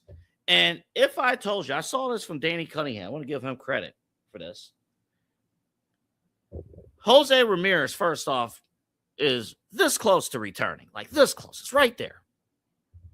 If I told you the Cleveland Guardians would be at 500 with significant injuries to Jose Ramirez, Martinez, and Chase DeLauder, 500, and on the move, ready to go, I think we would take it. But we're watching. I know sometimes we don't talk about the Guardians as much as we like to, but we're watching. We're keeping track. And the Cleveland Guardians have won 3 straight. I mean, all those homers they hit yesterday. My goodness, that was fantastic.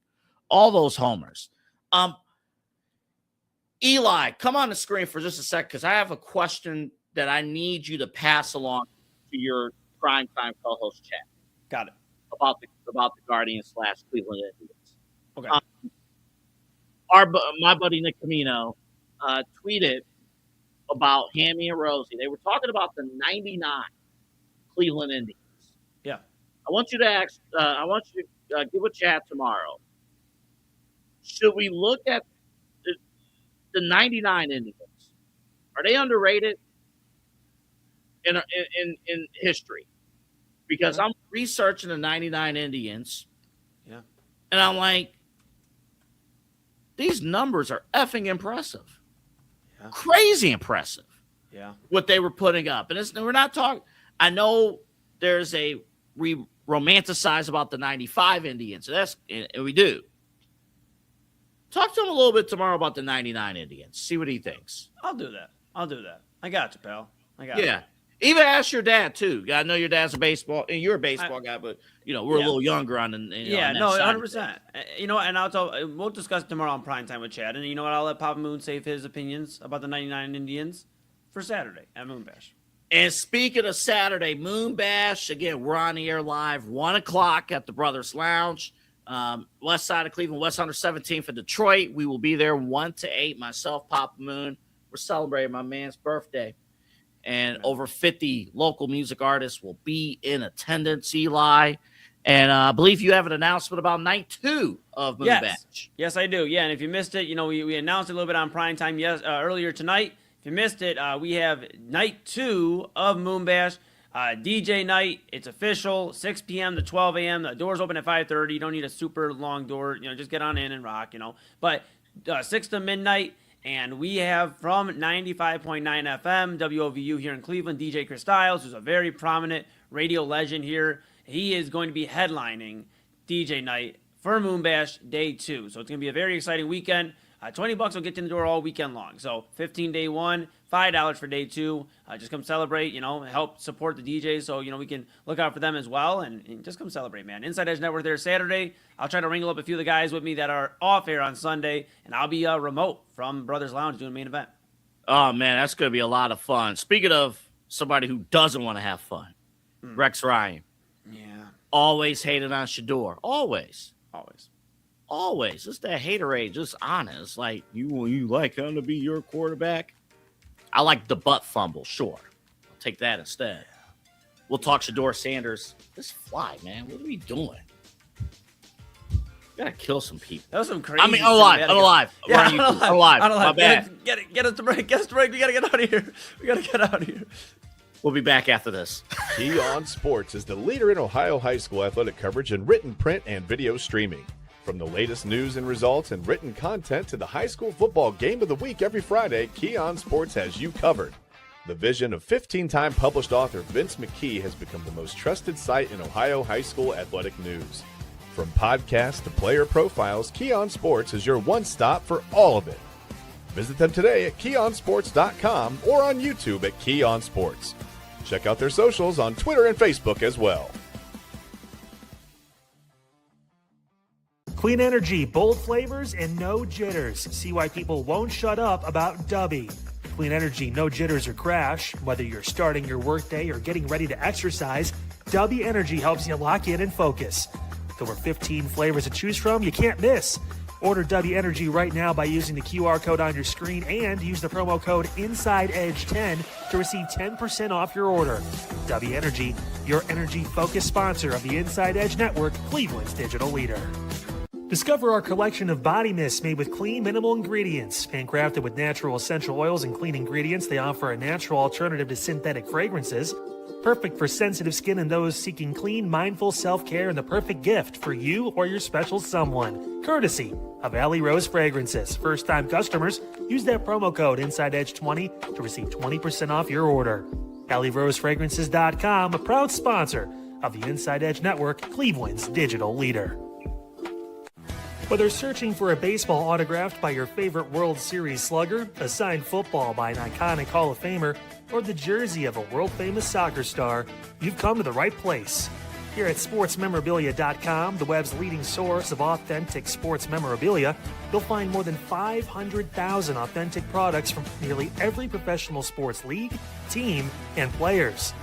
Not only will you find your next prized sports possession with ease thanks to superb customer service and tremendous site experience, you'll have the satisfaction and peace of mind that every product listed comes complete with a certificate of authenticity and is fully backed by the sportsmemorabilia.com lifetime authenticity guarantee.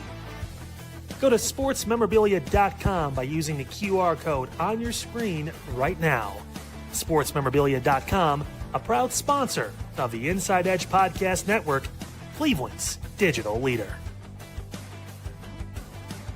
Find us on InsideEdgeNetwork.com for the latest information on your favorite shows, personalities, and network partners. Plus, guess what? We have a merch shop. That's right, we have network polos, t-shirts, champion jackets, hats, and bottles. Rep the network. Every purchase supports independent sports and entertainment media. Use the QR code on your screen right now to check out InsideEdgeNetwork.com. That's InsideEdgeNetwork.com. Hey guys, awesome show on today's Unfiltered. We broke down a lot, everything from the flock camera situation in downtown Cleveland to the possibility about RTA. I mean, could it go away? My goodness, there's so much on the line there with them when it comes to their latest tax possibility increase as soon as May of next year. So we talked a lot about that. Can the Browns really host a Super Bowl? Might not be able to do that. I don't know. Got to get up to levels of people like Detroit, believe it or not. Who knows? Hey, tomorrow, all the different local news stuff that's going on here that affects you here in Northeast Ohio, Cleveland, in this community. We got it for you right here. Unfiltered, 5 p.m., all on the Inside Edge Network. I will see you there.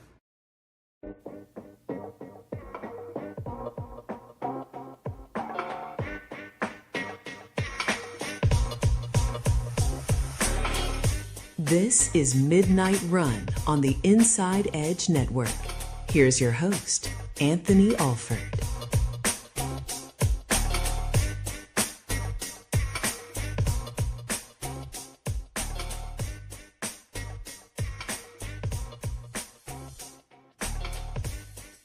All right, welcome back to the show, everybody. Great to have you with us here for Midnight Run. We're here with you Monday through Friday at 12 a.m. right here on the Inside Edge Network at Inside Edge Net across our social media platforms. That's Instagram, Twitter, YouTube. That's where we have our live feeds there. And then you can see our show clips across all of our social media platforms, including Facebook and TikTok. We have that for you as well. And again, you just saw Kyle Unfiltered, 5 o'clock, Monday through Fridays, right here on the Inside Edge Network. A lot of good stuff he covered earlier today. We're going to need to chew on the Browns Stadium conversation. I was actually talking with our team today about the current stadium. And I'm like, would downtown Cleveland really lose out on the Browns Stadium with the location being at the lakefront? There's only 10 dates. Like, would they really lose out? I would be way more concerned if Cleveland ever lost to Guardians or Cavaliers, because we're talking, 82 regular season baseball games plus any potential postseason games. And we're talking 41 home regular season plus any potential postseason or preseason Cavs games. That's more dates. And it's in the heart of downtown. Brown Stadium is in an outlier at the lakefront. It's a terrible location. And you want to know something that millennial, maybe I'm just speaking for myself, but, we hear our parents talk about this, and by the way, happy heavenly birthday to my father, July 22nd. Happy birthday to my dad. But we hear from our grown folks all the time, like, oh, it's Browns football, it's the lakefront. Whenever I have kids, although based on my dating profiles, that won't happen anytime soon. Hey, we won nothing at the lakefront. We had a few great seasons with Baker Mayfield. That one season with Derek Anderson and Braylon Edwards. And we had a cup of coffee with 7-4 in 2014. That's about it. That's about it. And then Johnny Manziel came in, and we were all blacked out to end the season. Is Shedeur Sanders really as bad as Johnny Manziel? Of course not. Of course not. Rex Ryan would make you think otherwise. He would definitely make you think otherwise.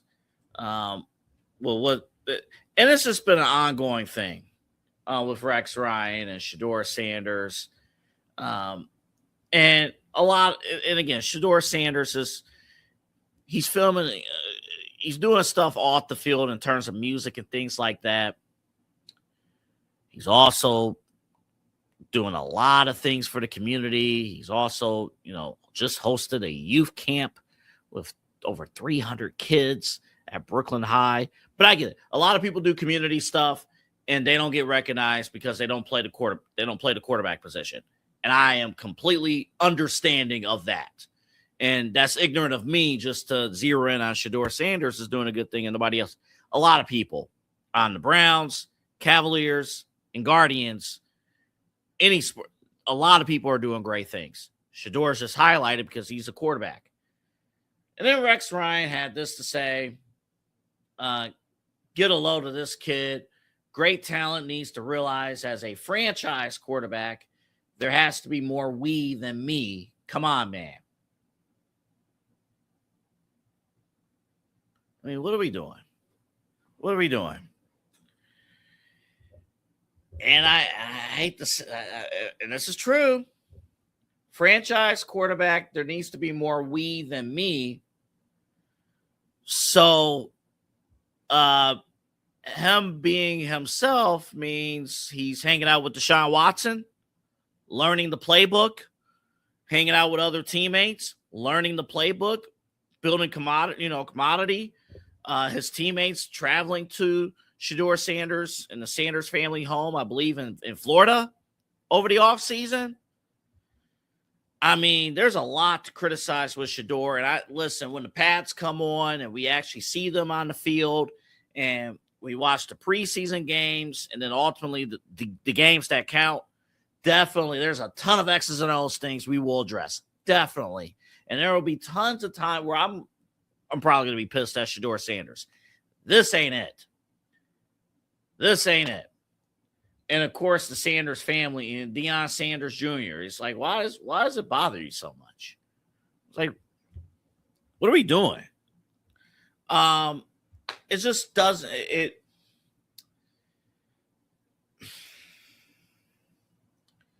I'm not going to give too much time to Rex Ryan.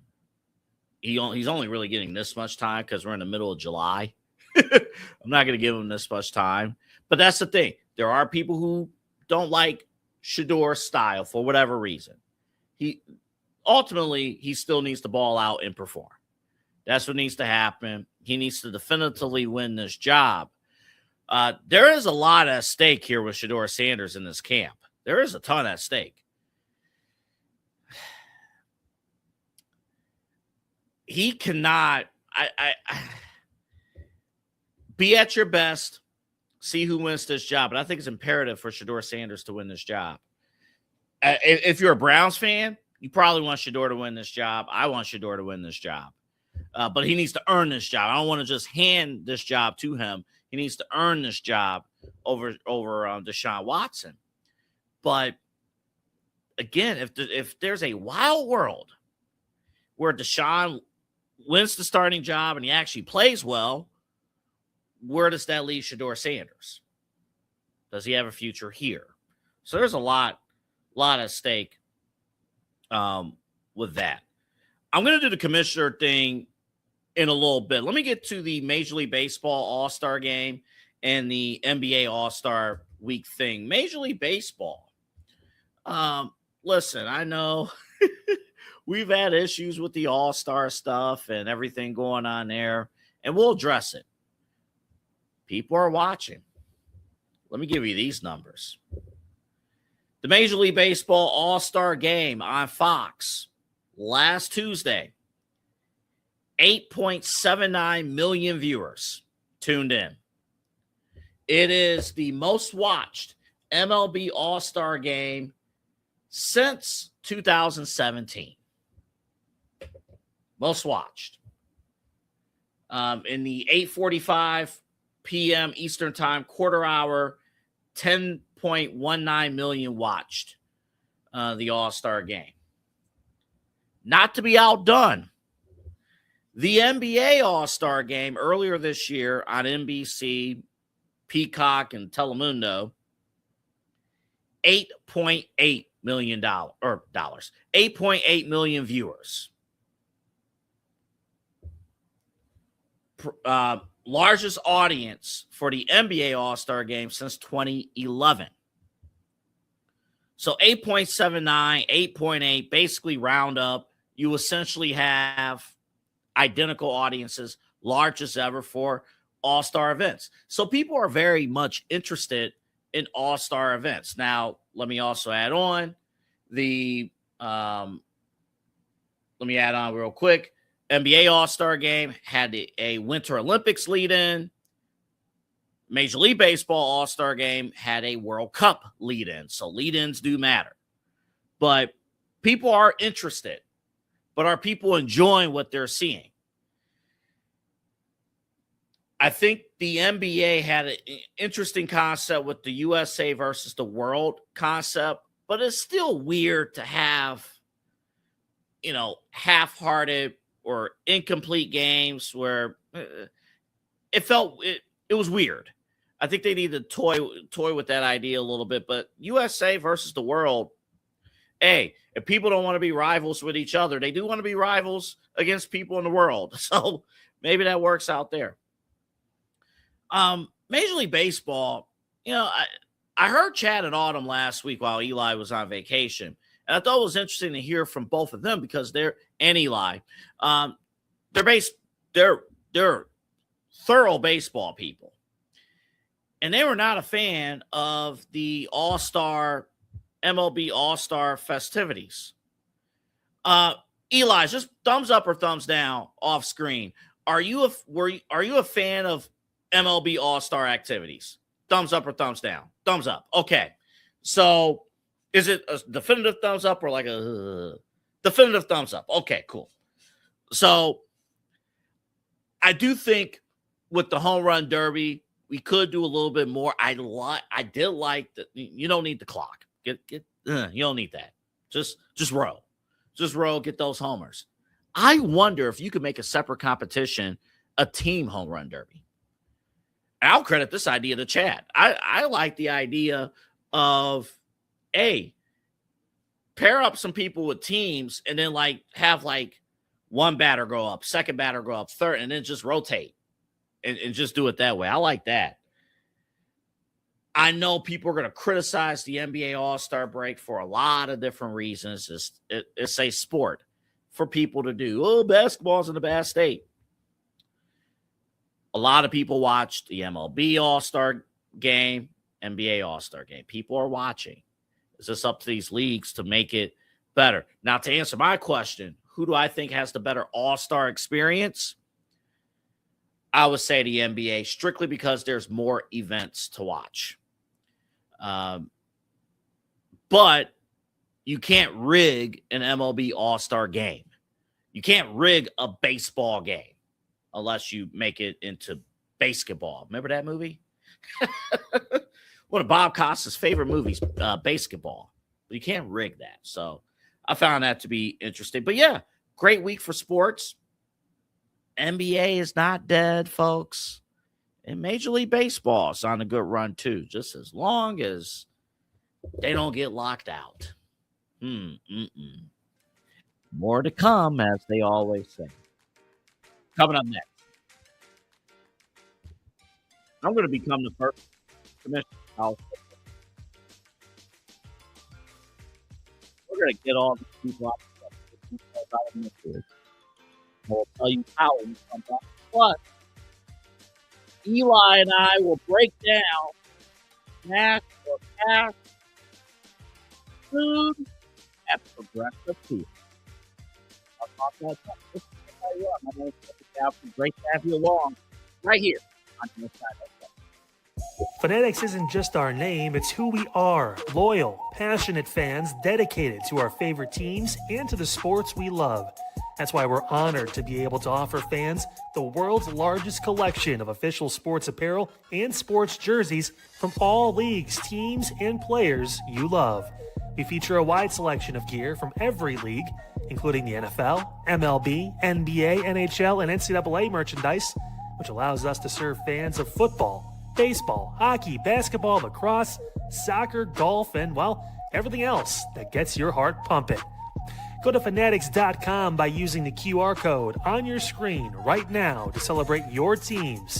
That's fanatics.com, a proud sponsor of the Inside Edge Network, Cleveland's digital leader.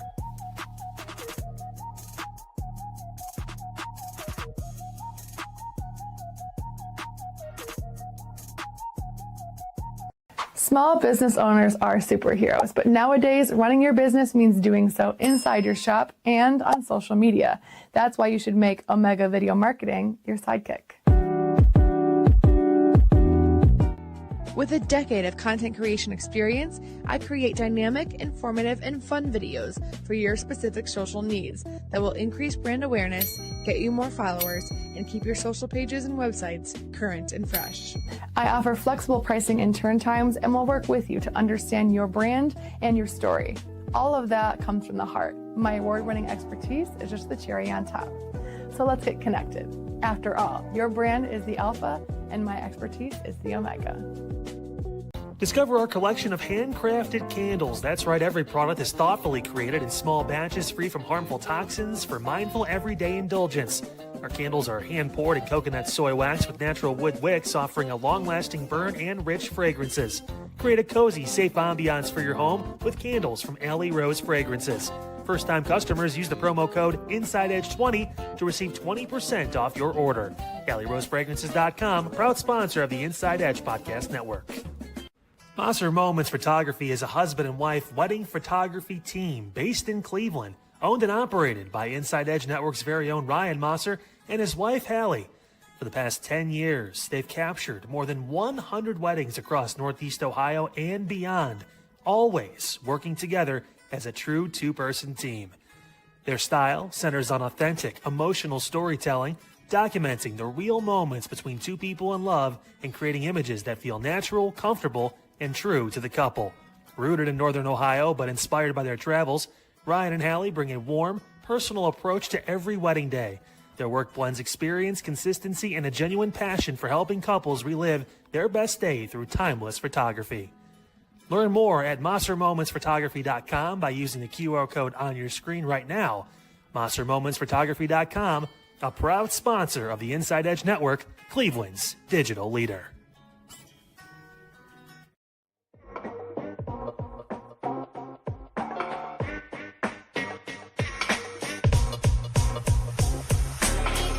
This is Midnight Run on the Inside Edge Network.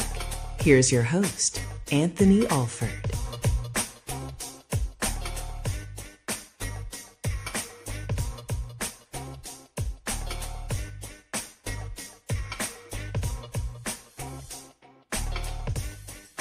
No, LeBron is not going to Miami. He is not signed with Miami. That's why he texted me during the break. Like, oh, you see LeBron's going to Miami? No, he's not going to Miami. He's not signed there. That press conference, that was fake news. He's not going there. Let's chill here. All right. I should be your college football commissioner. Now, we got some things to clean up here real quick. Paul Feinbaum was on ESPN Get Up this morning, and he was discussing why the Super League that we talked about yesterday could be a problem. I think that's what they would like to do. The issue there is litigation for antitrust. If the Big Ten and the SEC suddenly formed a Super League, they would get destroyed in court. And that's really the issue, because all these players are going to court for their 6th, 7th, and 8th year of eligibility. We saw Sorsby do it in the gambling case. So I think everyone has to stay on their own terms, the Big 12, the Big 10, the ACC. But I think they can create their own rules, without Congress giving them an antitrust exemption, which the major sports leagues have, as you well know. They're still vulnerable, and that is really where we are right now. Heather, finish it up. Finish up this piece of it. Well, I want to make sure everyone knows that the Big Ten and the SEC have stated publicly multiple times they are not talking about a Super League. Let's put that there. They're not talking about a Super League. But the other thing I think that's important to know is the timing of this. Federal legislation has a now or never feel to it, because if they don't get this to the floor for a vote right now, they're out of session. The Senate is out of session in August. It's an election year. So I guarantee you the last thing the new senators want to do is come into the office the next day and fix college sports. So I think because, and that was courtesy of ESPN, great reporting throughout this story. I think because of that last part, even though they haven't talked about it, it's going to happen. But it's not going to happen. Here's the thing. SEC, I know they're we could do this on their own. They can't. They're not going to. It's not happening. SEC can't do this on their own. Feinbaum's right. If it's just the SEC and the Big Ten, you're going to run into severe antitrust issues, which I did not take into account yesterday. That's on me. Yes, you're going to run into antitrust issues because you're only taking the top conferences. You're not including ACC, Big 12. You're leaving everybody out. So I think it's going to be a situation. If I was pushing this, and I said I was the college football commissioner, we got to make things work, I would do the Big Four conferences. I would do the Big Four. I would do Big 10, SEC, ACC, and Big 12. And I would look at the smaller conferences. And what I would do is assign, if the smaller conferences agree, the Mid-American Conference, any of these other mid-majors that we're talking about, Mountain West, hate to say it, Pac-12 is a mid-major at this point right now. They only have 8. They have 8 teams, but they're a mid-major right now. But I will look and say, we're going to pair each mid-major conference, one mid-major conference with a big conference. So, for example, I would pair the MAC conference, the Mid-American Conference, with the Big Ten. I would pair it. And what I would do is look, schools won't agree to do regulation. That's not happening. We're not European or anything like that. But I do think there's something that could be said about having a working agreement where, all right, if college football, if the big conferences are running things, and they include the little guys too, kind of a system where, all right, you're facing each other, but you are including you have an agreement with like the Mid-American Conference in there. I think I think you could do something there. You're going to have to play both evils, right? You can't just have you can't just go on your own. That's not going to work, but it's clear and obvious. The NCAA is spineless. They can't do anything right. If they all walked away, the little ones are going to have to join into. You got to involve them in some way, shape, or form. And I think they would want in. And everybody wins. Remember this too with mid majors. And I remember, we went over this when I was in BG. Remember this with mid majors. Their entire athletic budget comes from those 1 or 2 games where they get demolished by the bigger school. Bowling Green, I famously remember Bowling Green. Boy, I hope we score first against Ohio State. We did. Not only did we score first, we got a pick 6. Hell yeah, we're on the move. And then Ohio State scored the next 77 points. So it's just but you know what? That's okay. It made it work. But that'll be my first thing. College football commissioner in there. I have other things too. We're gonna modify Title IX. I'm not getting rid of it. Don't get rid of it. But Title IX is one of the main reasons why youth soccer hasn't grown in this country. It's going to stay where it's at. So we're going to modify some things coming up here. All right. Are you ready for Smash or Pass? Are you ready?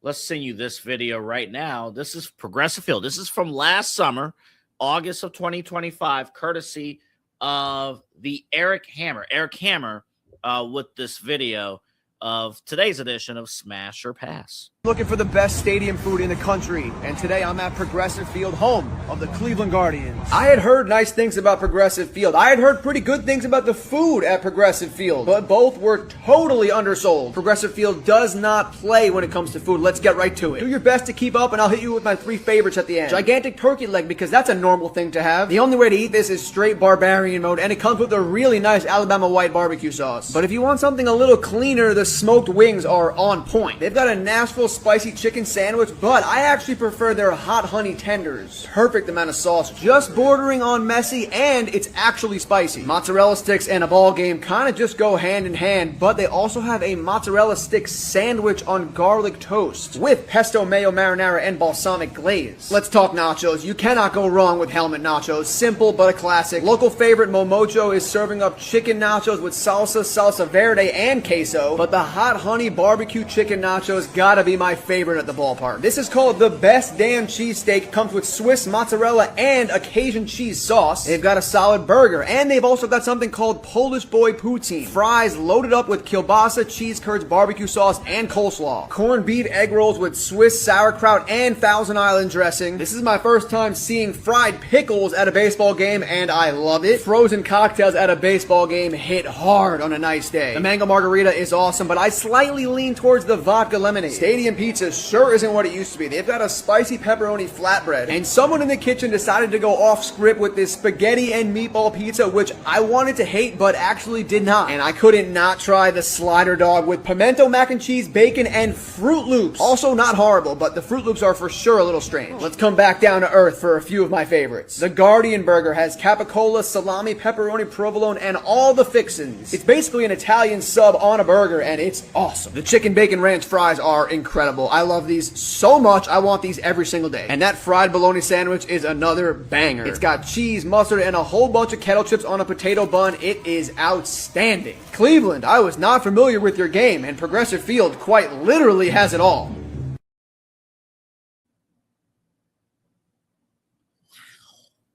Wow. Thank you, courtesy of at the Eric Hammer on Twitter for posting that.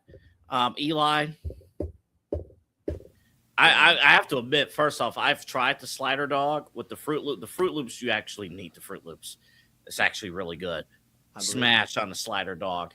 Man, that was a lot of good stuff on there. A lot of good stuff. Yeah, probably smash on a lot of that, to be honest. I'm a little picky with some of the stuff, so like the nachos, obviously, we've had nachos on, but the guys, the bros, we all go out. I'm like, hey guys, like, can we like do not like no onions or like, and you guys all get pissed at me, and it's okay. Certain things I'd probably pass just because I'm not a big onion guy in certain stuff, Me like the neither. nachos. Mm-hmm. Like, so some things pass, with the corned beef egg rolls, the fried pickles. I haven't had a slider dog. The slider dog, the Guardian burger with the banana peppers and the capicola. I think he said, dude, you got to try the slider dog. I don't even know. Again, I have not attended a game in person this season, but you got to try the slider dog. You can make the slider dog here at home. I was gonna say, I'll just put Mama Moon's mac and cheese on. Yeah, just mac and cheese. Get your hot dog or whatever. Get some good quality hot dogs. Yeah, Nathan's hot dog. And then get some Froot Loops. Yeah. I mean, I give them a free plug there, but if they're listening, they can definitely sponsor us. But yeah, that's the best hot dog. I'll tell you, they sponsor the 4th of July, so if they want to sponsor the Inside Edge Network, we love talking food. We'll tell you all. Hey, you know what's a great way to eat a hot dog in terms of customizing it. In terms of like the mac and cheese and stuff, because to answer your question, this is a quick one. I'd smash damn near 90% of that, or the only stuff I want is just because like onions and stuff. Like I would say like I don't do like supreme jumbo nachos. Like my nachos need to be either simple, nachos and cheese. Yep. Or if I'm in the mood, I could do chili cheese nachos. Yeah. Or bacon chili cheese. Not like that's the craziest I'll go, but I don't need like onions and this stuff and that stuff. I don't need all that. Dude, the spaghetti and meatball pizza, while I'm thinking of it. The spaghetti and meatball Dude, that and the spicy, pepperoni or whatever, where they have the jalapenos on it. And I've been getting crazy recently. I'm not a big spice guy, but I've been getting crazy. I've been adding a jalapeno or two into my tacos recently. Like, just surprised me, put a few in there. Yeah, I know. Here I am eating these tacos. Dude, I got to tell you this real quick. I had a few Taco Bell packets left over. Yeah. Mixed it in my spaghetti sauce. I made spaghetti the other day. Oh, shit. Okay. Well, I got this hack for you if you've never tried it before. Have you never had a hot dog with a pretzel bun? I have not, no. Oh, you should try it. But what you got to do is you got to get like cheese, like shredded. If you want to get crazy, do a little bit of a hot melted cheese, like a nacho cheese on the hot dog. I know you don't do condiments, so you maybe will do the pretzel bun, the hot dog, and the cheese. I'll try it. Maybe some extra shredded cheese on top or something. But, dude, the pretzel bun, it's like, and you got to get a quality hot dog. But if you get it in a pretzel bun and you warm the pretzel bun up to where you get like it's like a warm pretzel, you might even, I know you don't like mustard. I was going to say that's perfect with stadium mustard, bro. That's literally perfect with stadium mustard. I know. But one other thing that he pointed out that I've had there at Progressive Field is the smoked wings. Oh, those are fantastic. And the way that he opened the wing, like, and you heard the crisp and you saw the smoke. And the white barbecue sauce, like, dude, come on, man. Yeah. Dude, oh my goodness, dude. Yeah. It's good stuff. It's fantastic. It's beautiful. I know we're out of time. I should have took a picture, though, yesterday. My sister came over and cooked dinner. I may have told you. I may not have. I think I told Chad. She made pork, but she, like, sliced it to where it was, like, more like chunks and whatnot. She put apples in there, like an additive, and there was little pieces of, like, cinnamon apples. She put, like, a glaze, like a honey glaze, some brown sugar, cinnamon, and all that. Made it nice and, like, sweet and salty and savory. And then she made fried potatoes, green beans, and cornbread double A. When I tell you I ate like a freaking king last night, brother. Oh, dude, I should have brought that to I didn't take a picture. I should have. But damn. Man, that's good stuff. My last smash or pass for you, buddy. Okay. And for our audience. Yes. This is on the Food Pleaser page on Twitter. Okay. X. Oh, my God, yes. That is... Yeah. You see it. Waffle cheeseburger. Where do we get one? So...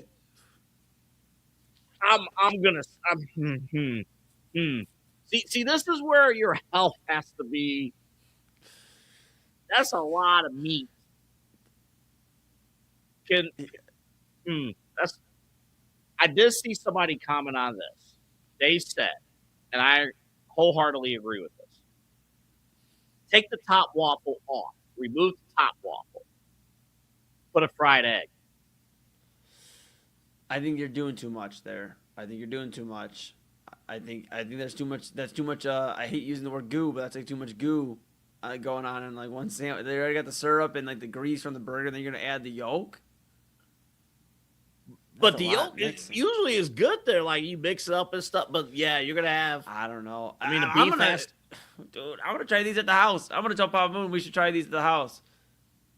Give this a try, man. I'll invite you over. I'll be like, hey, Double A, remember about that waffle cheeseburger? Yeah, we're doing it. We might have to share though. I don't think this is. I do not recommend this for one setting.